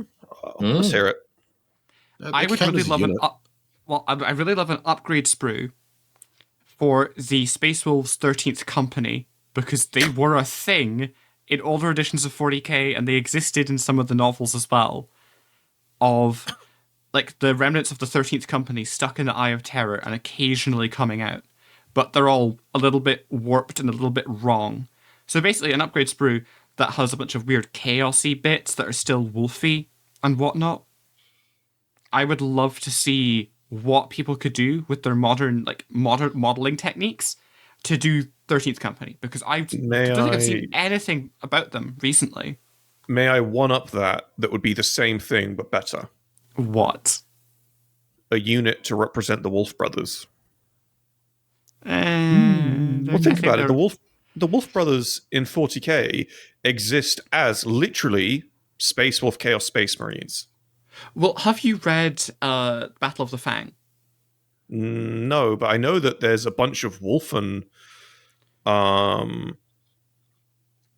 Wolf Brothers in. It's not Battle of the Fang. It's the other one where Magnus dropped them on them for the shits. Yeah, that's Battle of the Fang. It's like a 2-part book. It's got like 2 sections to it. That's in the first section. Huh. But yeah, no, that's the thing. And I think it was kind of implied that was like the bulk of what was left of them. I think it's very much implied that the Wolf Brothers were mostly decimated. But I do believe there are still more 13th Company out there. And they have some really cool interactions with Ahriman as well. The Wolf Brothers, we know they still exist. Actually, maybe I'm being a bit generous. Quite we know possibly. we know that what does exist of them, or what could exist of them, exists within the Red Corsairs, because it's like, hey, look, there's one Wolf Brother in the Iron Warriors, and then in that same novel, you see him get blasted. So it's like, all right, well, he's gone. Now we've got no named Wolf Brothers in the Iron Warriors anymore. Yeah, I don't know. Maybe there's a little thing in my head where I'm just really fond of the Wolf Brothers conceptually, so I wouldn't mind seeing some of them. I think a 13th Company upgrade sprue would be the perfect way to do that, because they would the sort of thing that could match on to Chaos models well anyway, because it'd be like shoulder pads, heads, weapons. Yeah, I think that's fair. Right. Any more answers for this one? Yes. Dedicated Raven Wing Talon Master model. Fuck you. Yeah, that'd be really cool. I'm gonna. I know you said not our homebrews, but the question says if you want to go from our homebrews, I'm gonna take from my homebrew. Yeah, you're talking about that giant fucking Terminator, aren't you? Yes. Do you want to timestamp it and put the art on the screen now for anyone who's still got this up on their monitor? Because that artwork is absolutely fucking sensational. Put the timestamp in first, then you can find the artwork afterwards. Yeah. No, that's fair. Yeah, the Ferrai Domina. But I remember seeing this, and it'll be on the screen now for anyone watching. I remember seeing this when he did it and getting seeing work in progress stuff. That little Marine in front of him, the guy who's about to get flattened. There's one of my homebrews from about 5 or 6 years ago, who was my attempt at doing Loyalists turned Renegade. Instead of doing Renegade, I kind of sidestepped to do Loyalists turned Chaos Space Marines. And this is the remnants of their Loyalist side getting flattened by various other Loyalist forces. And a very, very cool. Oh, there it is. Oh no, that's not it. That's this image is my wallpaper on my PC. Since I saw it, it's been sitting there. Oh, it is? Damn. It is, yeah. Okay. That's cool.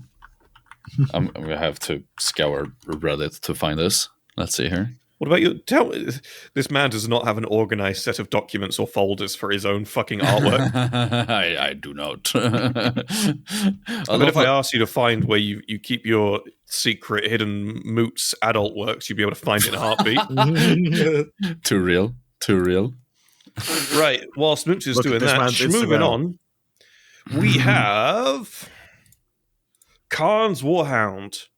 Can you all give me your best and authentic blood for the blood god, skulls for the skull throne, or burn the body, sear the soul? Khorne will always have blood, yours or theirs. No, it is 20 past 10 p.m. I am not screaming that. Yeah, it's a bit late. It's even later for Moots, so no, I think the answer to that question is no. Considering how I hear my neighbors walking around above me, it's a bit risque to start screaming. Yeah, that's past 11. Tom, I could record this for you tomorrow morning. No, because then Moots has to go through the ass ache of inserting it, and that's going to give him brain damage. No, we're fine. Put it in at the end. Since you do your... Thank you, Croc. There you go, you get one. Right, moving on. Purple asks, Oh, this is a good one. What faction would you rework / redesign? And presumably they want to know how you would rework or what you would rework and redesign.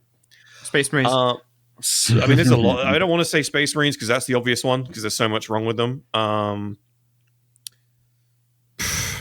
The Sisters of Silence to represent the visual and lore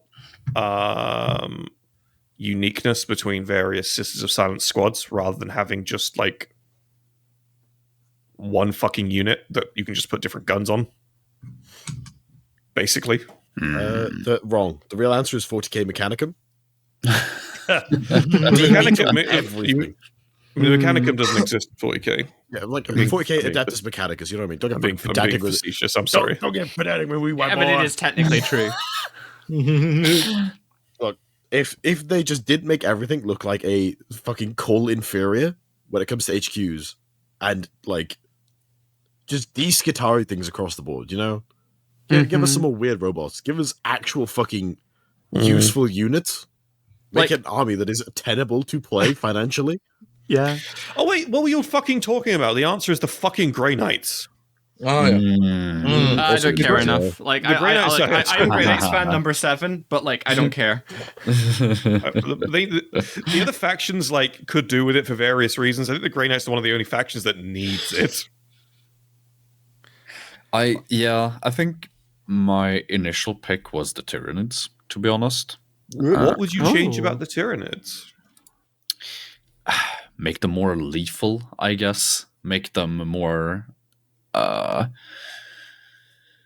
what's the word? Bro, you read Devastation of Baal. What the fuck are you smoking? Are you thinking? I know you've read Devastation of Baal. Like design wise, like oh, okay. Not like the 3rd edition Tyranid artworks. Those are so cool. Exactly. Bring back the really like Adrian Smith style of Tyranids. Like, I mean, real xenomorph inspiration, like massive horrors from beyond the stars. Yeah, I think that Tyranids in 10th ed are visually an improvement from like 5th onwards. A step in the right direction for sure, but like those 3rd edition Tyranid artworks are unmatched. Agreed. Well, they look so much like actual like beetles and bugs and things like that. They look, they have got that wicked shine, and at the same time they look slimy, and it's really cool. It's spikes on fucking everything. Yeah. No, for sure. I totally think you got a point. You could see it's quite funny because the Tyranids in 3rd ed, from a visual standpoint, look like I didn't do anything. They look like they could actually beat the Zerg. Whereas I don't feel the same way about visual. Again, just from a visual standpoint, right? I'm not going to touch the lore on this because we'll be here arguing for days. But just from a visual standpoint, I don't think after that point the same would be true. Yeah. Or we could go to second ed Tyranids, and we could all start smoking candy. I'll have to pick the Harlequins. They seem like the most like underdeveloped faction in the whole 40k. Yeah, that's another one that needs it too. Yeah, you're right. Well, no, that at least has Craftwood in it, which has a ton. That's at least like the little like has a bit of all of them. The Harlequins by themselves is the Harlequins. Can you name one Harlequin unit? One Harlequin unit? Yes, there's one. Or the troops. The troops. Yeah. And after that, it all gets fucking hazy. That's what anyone knows is the troops. And it's like, okay. Yeah. If you're lucky, you might get a troop master. But that's it, you know? I think we know the characters, right? Like the Shadow Seers, Death Jesters, Solitaires. Those are sort of quite iconic. But their vehicles get so interchangeable along with the bikes and stuff, and they really lose identity. What the fuck do you mean? Don't you remember the Harlequin Dreadnought? That's not. No. Bring that back. That's better with that. Yeah, that's the Legends units I want to bring back. Bring that shit motherfucker. Well, actually, here's my pitch for redesign. Weirdly enough, right? Because I sort of brought up Space Marines. But I kind of want to do Space Marines and Chaos Space Marines at the same time. Because I want them to look more similar. The more parity that they have, I think the more you're reminded of this idea of fallen angels, sort of original, very Paradise Lost, like sort of inspiration for the way that chaos affected the legions and stuff, and you can have the sliding scale from renegade to fully corrupted Chaos Marine. You know? Yeah, that's fair. No, I think that's. I can't start. I can't actually start disagreeing with you on this point because I won't stop. I think I will say. Well, not for the legions necessarily, but specifically for renegades. That's what I mean. That's actually the bit where I think you've kind of got. That's the bit where I think you fucked up a little bit. But I'm not going to get into it because I'm making a whole video on that. It's going to be 2 hours long. You can just go watch that. You can just go watch that shit instead. I've already got 30,000 words, and I've got at least another 12,000 to go before I finish writing it. So, but could I get you to agree with me on at least the point that it was a little bit better in terms of the symbolism when was it better in terms of symbolism when the Space Marines better resembled their Chaos counterparts? Yeah, from a visual, from like a visual language, yes. Yes, okay. I think that's absolutely true. Yeah, 100%. Yeah. That is my main point. You can be finicky as well, but yes. I don't need your permission. I'm giving it to you. I don't want it. It's a gift. Fucking argue with me. No. Smile. Moving on, we are next. We're actually getting through them. I'm very surprised. I thought we were going to have to get through these and like not get there, but we are getting there. So that's the opposite. Oh, yes, this is a great one. McLean Space Terror asks, "What unit would you scrap for each faction?" Plague Marines. Fuck you. Fuck you. Pogswalkers. I hate Plague Marines and their stupid fucking uneven squad. You know what? Since we're actually here and we're giving serious answers, get rid of the fucking Plague Burst Crawler. No. It's like the coolest thing. That's a bridge too far, man. Okay.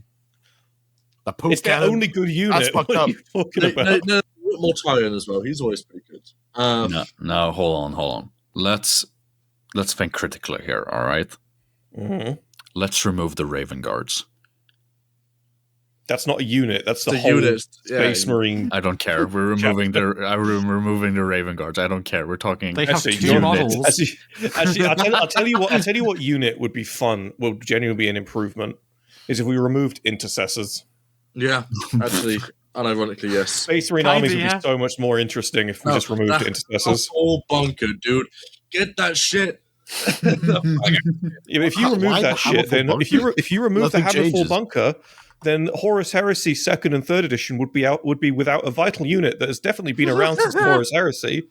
I love that. Just for anyone who's not aware of the context, the Hammerfall bunker, when they released it, sold so poorly, and still to this day sells so poorly, that to make up their losses, they retconned the lore for it so that it was not a Primaris, even though it follows the Primaris design language to a T. They made it so that it was not a new Primaris invention of Call, but has actually been around since the Horus Heresy, and then made it a playable unit in the Horus Heresy. It is the wildest. Like, there are people who make careers out of like bitching about 40k and GW and stuff, and I see very few people talking about this because it is like the most abrupt and painful like capitalistic interference of law, where it's like, we made something garbage. How do we salvage this? I know. We spit on the Horus Heresy. But the worst part is that its predecessor, the Deathstorm drop pod, was invented specifically for the same purpose in an ad hoc manner. I think it was by Corvus Corax, right? Yeah, just a drop pod filled with missile bays, right? Yeah, or missiles or assault cannons were the two main configurations. I have 6 of those. Holy shit.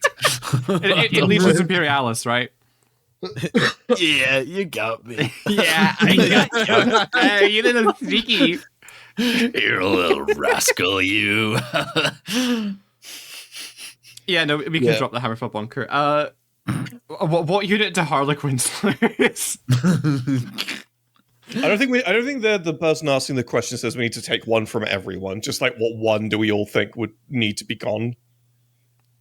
I think if we take anything from the Harlequins, it would be like kicking a dead horse. Well, to be fair, GW did it. They removed the webway portal. Actually, I'll tell you what, they took Marnius Calgar away. Let him die. It would get so much more interesting. Oh, but then we can't get the swimsuit model of him. That's very true. No, yeah, we get that, and that's what happens when he dies. He dies because he's wearing the swimsuit to battle. The swimsuit. No, that is the armor of fate. Are you not aware? I don't know if there's many. I do think the Hammerfall bunker is like one of the only units that you could remove, and it would take like 6 months for anyone to notice. What about the Infernus Marines? No, there's no Salamanders players, and the Firestorm Assault guys would notice that. Those things are really fucking powerful there. Reavers! No. What was those fucking things that came out super busted and got nerfed? The Marines are the god awful looking. The Desolator Marines. Yeah, Desolation Squad. That's it. Yeah, they are fucking. Yeah, that got to be one of the worst looking Space Marine squads ever made. Desolation. I had forgotten those things were even a thing. The fucking Nerf gun Marines. Holy shit! I stopped treating them like they were real as soon as they came out. Well, do you remember the 3-week period after they were released, where tournaments were just being upheaved by Space Marine players, bringing 30 of them, and just being completely untouchable because they were so busted for those first 3 weeks. And they got nerfed. Fuck. I feel like every meta breaking thing either falls into 2 categories: melee horde or indirect fire. That's about right. Yeah. Like Desolation Marines. Being unkillable isn't enough. Melee horde. Like, look, even if you look at the fucking Alaris Terminators with all the buffs imaginable, being unkillable is not enough to be busted. It is not enough. Holy shit! It is not enough. I was just looking at pictures. Sorry for interrupting. I was just looking at pictures of the Desolation Marines, and I found this kit bash here that I think fixes all the issues with the fucking, or most of the issues with it. I think making underarm rocket launchers is fine. I still think the spinny barrel missile thing, and the fact that it has, and the fact that the rocket launcher has cover flaps is just fucking heinous to me. Don't get me wrong. I still think this is the stupid design, but I just looked at this and I was like, suddenly I saw the vision. You know, it's better. It's not good, but it's better. I gotta say, I'm seeing another vision, and the vision is saying rock and stone. You know what I'm saying? Have you ever seen a Space Marine, a firstborn tactical Marine, just with a Space Marine missile launcher? Yes. They look amazing. It's so good. They look so good. Yeah, they're absolutely sensational. And I'd be happy for a Primaris missile launcher that follows the same design language as the missile launcher with a little bit of Primaris flair, like everything else. That's fine. Make it bigger, longer, whatever. But this makes me want to eat my cat. I feel like they could have maybe, if they wanted to go the direction of constant heavy shooting, they could have done something based on, is it the Phobos pattern missile launcher from Heresy? The one with essentially the missile magazine that comes down. Yep, that's the one. Yeah. Oh, annoyed. Right, moving on before I fucking have to look at these awful. So next we're really getting through them now. Degenerate asks, how many elves could each of you fight alone and how many together? Together? Unlimited. I'm assuming no one's armed or we're all armed, right? We're all at peak strength, you know. Alone? We're all in our prime. Honestly, alone, I'm getting infinite. And do you know why? You might be like, well, Tom, you're kind of unfit. How are you going to do that? Well, the answer is, I'm going to do heinous things to the first one. The first one is going to be used as an example. The others are going to watch what's going to happen to the first one, and they're going to go, no, I'm not risking it. So, yeah. I don't want to be that guy.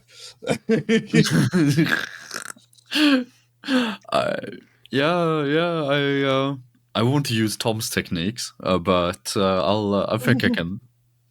I think I can handle all of them at the same time. That guy's going to get the fucking first guy's going to get a colonoscopy and an oral exam with a single rod, and it's not going to be pretty for anyone. It depends though. Which elves are we talking? You know, is it Lord of the Rings? I'm assuming Santa's elves, right? Is it Eldar? Oh, we're talking It's those Santa's elves. elves. It's a Christmas Wizard present. elves? Am I gonna Right, get vaporized by a fucking wizard elf? No, it's like one of Santa's elves. No, Oh, this fucking hell. is Okay, the hang on. same conundrum as like the man versus how many toddlers debate. Yeah, literally. And the answer is terror tactics. That is the answer. Yeah, okay. Yeah. No, you that's just right. go all the way through the first one, and the rest are done.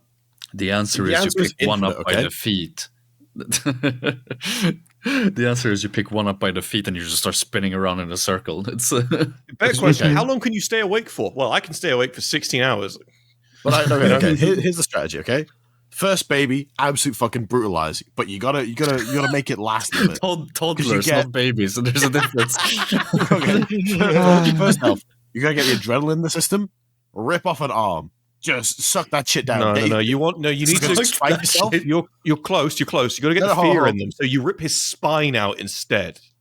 No, okay, that was my second point because then you start fashioning weapons and armor, and as you're stood there in your fucking elf Give me another 2 hours, guys. I've almost got the full elf set. with your fucking greatsword full counter build, they're cooked. It's game. You walk away now, or I'm going to beat you to death with your friend. It is that simple. You pull a skull off the belt. This was your mama. And it'll be you if you don't run away, boy. You can just say that the King Edward and hang, draw, and quarter them. Of course. Where of you gonna course. get it? Oh, I suppose you could use intestines. Yeah, you gotta be What a resourceful wonderful here, you know? conversation this is. Right, moving on. Jacool55 asks, what European country other than your own do you like? I don't even like my own. And then he says, why is it the Netherlands? Fuck. God damn it. What European country other than your own? Finland. Finland? Yeah. Really? Yeah. I mean, Italy's in Europe, right? don't get me wrong. I don't dislike the Finns, but why Finland? Because they're like one of the only countries on the planet with a education system that actually gives a shit about human beings. That's actually true. That's a Good good point. point. Like, I don't think there's any. I can't think of another country on Earth that has an education system as comprehensive and as human friendly as Finland. We did have a Finland's not conversation about that before. With the, Yeah, we did. Yeah, Finland's not perfect. I have no doubt. I'm pretty sure Finland has a racism problem, but like, it's Europe. What is that? You'll be a Is anywhere well-educated not have a- person. it is also the happiest country in all of Europe. I'm just saying. Well, if you want to infer the correlation, be my guest. No, I think that's a really cool thing. I think there's various nations in Europe that have their pros and cons. I spent a week in Germany in 2012, and that was really, really. I remember that was really memorable for me. I remember climbing Cologne Cathedral. That was a fucking sensational experience. I remember going to the Netherlands and spending a long weekend in Amsterdam, Friday to the Monday. That was very memorable. I also thought that Amsterdam was boring as hell. But like that's a whole other story. I'm going there in 9 days. Too bad. Good luck. I got two answers for this one. First answer is Italy because they invented pizza, but the real answer is Switzerland. Switzerland. True, actually. Switzerland is actually fucking beautiful, and it's the only place I've ever accidentally climbed down a mountain twice. Huh? It also has a fully comprehensive public transport system with trains that go to basically every remote village. It's excellent. The first time we missed because this was on holiday with my family. The first time we decided to walk down to a lower because we went to like a ski resort. We decided to walk down to a lower cable car station, and then realized it was closed. Yeah, and then sunk cost fallacied our way to the bottom of the mountain. And the next 3 days in Switzerland were an absolute fucking wash as a consequence. The second time, there is in Zermatt by the Matterhorn, there was a route you can take which goes along a bunch of lakes, which was kind of around the mountain more than down the mountain, but really fun, cool actually. It's a really good place. Also, absolutely exhausting though. Switzerland is one of the few countries where you can evade the US's a claim on you as an international criminal through various means. I know this because the person who leaked the no-fly list in America lives there, and as a result is untouched because the government just doesn't allow foreign meddling. It's like it's the true neutral government. It just doesn't comply with anything. Huh. It's wild. Do you remember the Pirate Bay? The Pirate Bay official response to the American government. Yeah. All those years ago. I can't remember when it was, but it was at least over a decade ago, where it was basically a paragraph of "go fuck yourself." Yeah. Right. Final question. Unless anyone's got anything to add for Europe. I really enjoyed my time in Sweden. Not to inflate Moots' ego, but I did have a really, really lovely time in Sweden. It was wonderful having you, man. And I'll come again. No. What? No, it's on top of my places to go again, to be fair, Sweden. Midsummer, get pissed in the field, drinking happy sing-songs like we did in my back garden at one time. That shit was surreal, man. That was wicked. That was a really good time. Yeah, y'all gotta come for Midsummer. That shit is... It's I've always seen the blast. movie. I do not need to be sacrificing a bear costume. There's no sacrifice, I promise. And we can go to the fucking adventure mines. Let's go! Oh, yes. But I think I will go with... I really enjoyed my time in Malaga, which is Spain. Yeah. That was a really beautiful place. I was there for a stag party for a friend, and we just had a good time. Beautiful place. In 2013 and 2015, I know it's way further south. It's basically Africa. But I went to I don't know. It is Africa. I went to pretty sure it's Africa. I went to Tenerife. Mm. That was wonderful. That was I've been to Tenerife twice. Tenerife is wonderful. Right, final question of today's thing. Ole mole. It's 5 Norm Queens in a trench coat again. I actually thought about this. If you could add one type of unit, so a unit type to be shared across all factions, if you could add one type of unit to every faction, what would it be? Super heavy. I thought about this. My answer would be a super heavy flyer. Give everyone a super heavy flying unit. Give us the Primaris Overlord for the Space Marines. I don't even need to tell you what to give us for the Tau, because the Tau could probably come up with like half a dozen different things. Yeah. Give me some fucking wacky mutated giant Helldrake. Give me some for Chaos Space Marines. Give us a big ass Tyranid. Give me a massive bomb up for the fucking Imperial Guard. Okay. Have you ever seen the Aeronautica Imperialis range for the Orcs? I have, yes. I know exactly what you're about to say. So the bombers they get are actually so fucking swag money. What would the Votan get? Some like your mountain eating fucking thing. Like what would that? There would be so many great choices for everyone. Sisters could have one of those like giant church landing craft. Yeah. Some gigantic spore mine for the Tyranids, or spore mine spawner. The Tyranids have a down. No. The Tyranids will get a small version of the Tyranid bioships. Like a mini Tyranid bioship would be savage. Yeah, the guard getting like a blimp would it be baller as fuck. Blimp. That'd be sick as fuck. Yeah, get one of the ones off Boon's tower defense, dude. Put it in 40k. I've not considered how actually fucking awesome a Tyranid dragon would be, like on the big scale. Pacific Rim.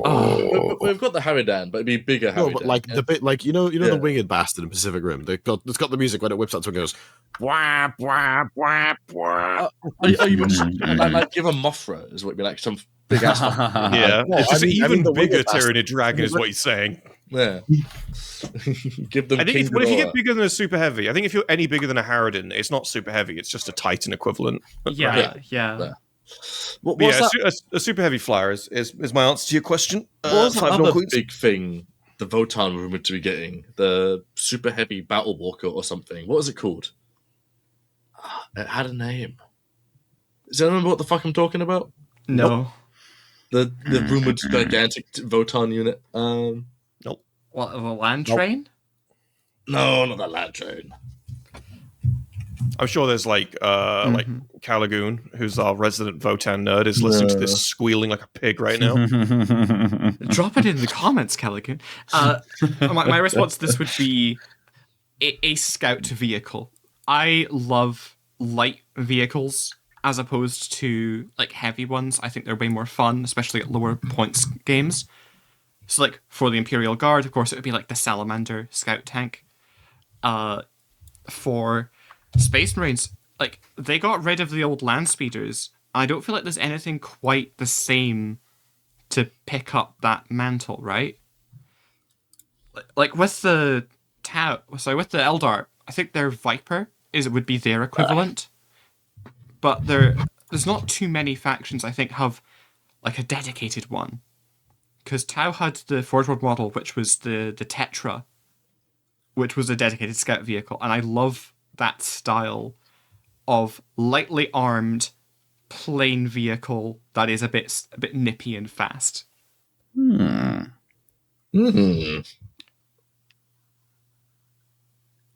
I think I would like to, I don't know if there's, I don't know if this is like really correct to say, but something Primarch-esque for every faction. Like, I think most have those already, though. Don't you think? Well, like, Yeah. it can be like a designated legendary hero role. yeah, something like that. Well, I think you mean a big motherfucker who's got like a bunch of abilities, who is like not just a commander, but is like a super commander style character or unit, right? Yeah, exactly. Was it Supreme Commander, the term they used in 9th edition? Yes, it was. It was really funny. In Horus Heresy 2nd edition, they had the keyword Primarch. And because they didn't have the foresight to think that actually more than just Primarchs would fill that role, they ended up giving Constantine Valdor the Primarch keyword. For a whole edition, he was a Primarch.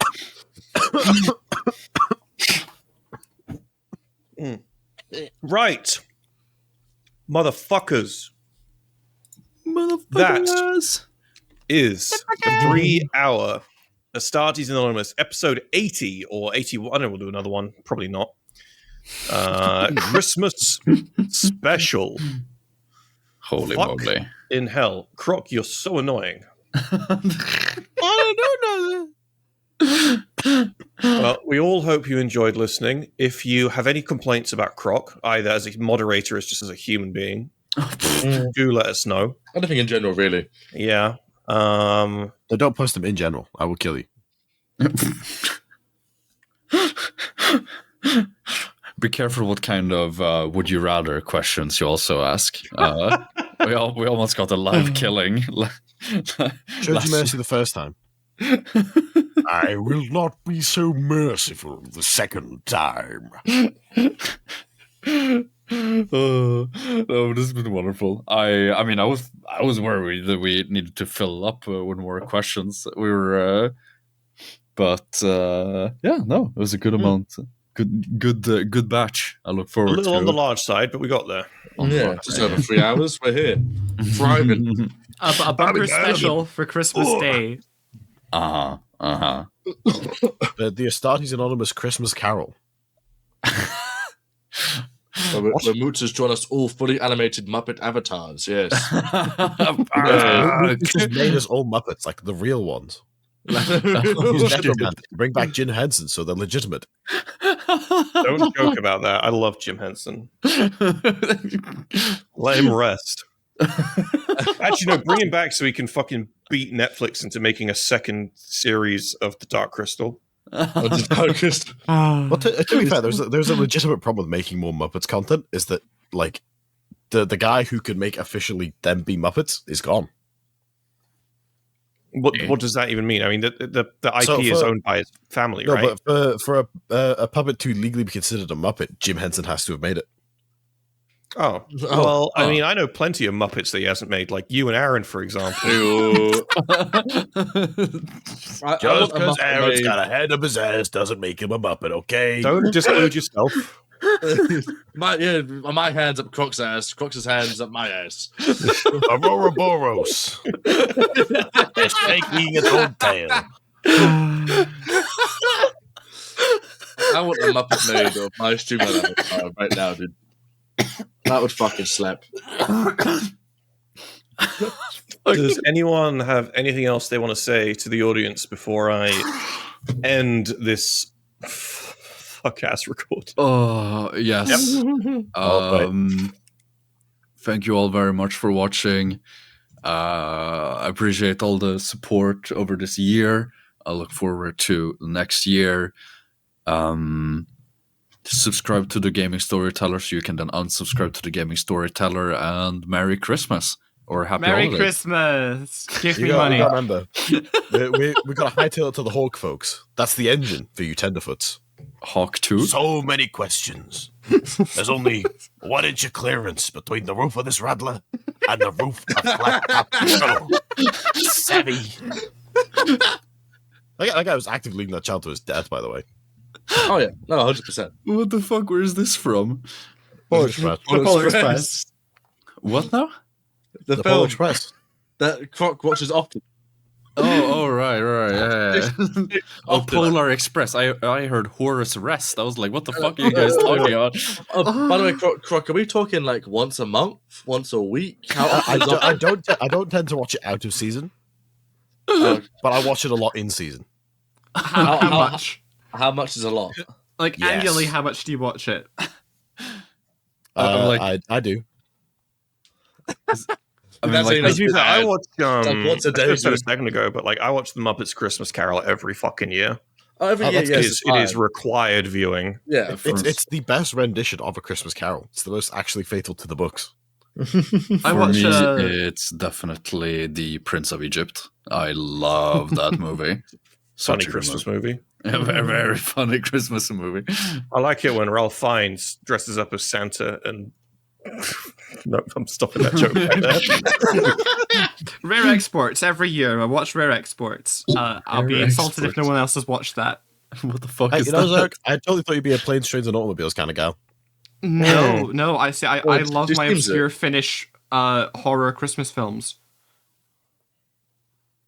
That one Christmas movie with David Arbor in it was genuinely really enjoyable. What was it called? Violent Night. Oh yes. 2022, 2023. That genuinely very enjoyable Christmas. Complete dog shit, but it's a Christmas movie. Like, it's not meant to be not dog shit. But very, very enjoyable. It was the same people who did the choreography for John Wick did Violent Night.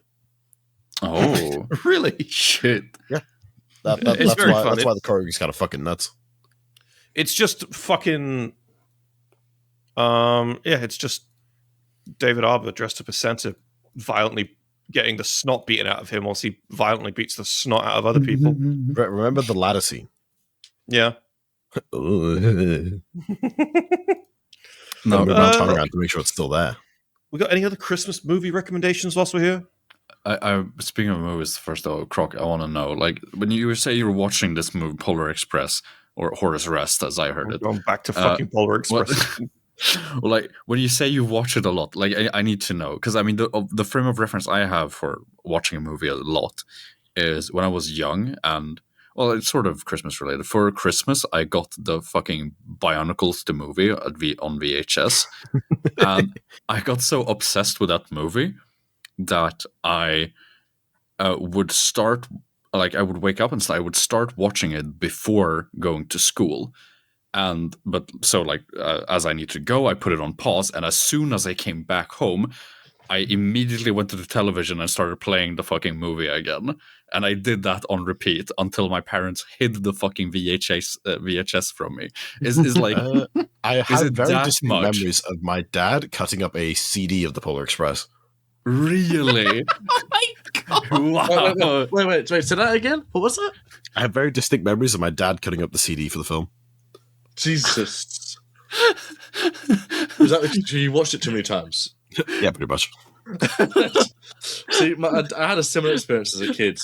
I was on my way to swim lessons in my mum's car, and I heard for the first time I'd ever heard the Star Trek song, the Klingons on the starboard. Trekking across the universe. That's the one. On the Star Trek Enterprise, under Captain Coke. Thank you, Croc. I played that on repeat again and again and again and again for about the 20-minute car There are ride. Klingons on the starboard bow, starboard bow, starboard bow. Yeah, exactly, yeah. So I played that on repeat for 20 minutes, and my mum was sat there having to suffer while she drove. And then I never saw that CD again in my life after that drive home. Not even on the way back, it was gone. And then I never saw it again. So it's similar vibes. No, yes. Fucking autism squad though here. Damn. Moots, me and you have the similar fucking issue. If we hear a song we like, or an album we like, we're like, ooh, gaboog. And we listen to it on repeat for like a month or two straight. Does Sleep Token sound like Patrick Star to you yet? Yeah, I don't actually listen to that much Sleep Token anymore. Like, if I'm in the mood, I put it on, but I wasn't like how I used to be. I can't. Yeah, their most recent album will do that. After the you're insane, you're in pain. I can tell by watching that fucking meme going around. That was the one was it was Freddy Fazbear, but it just sounds like Sleep Token. Someone's just adding a blast beat to the fucking Freddy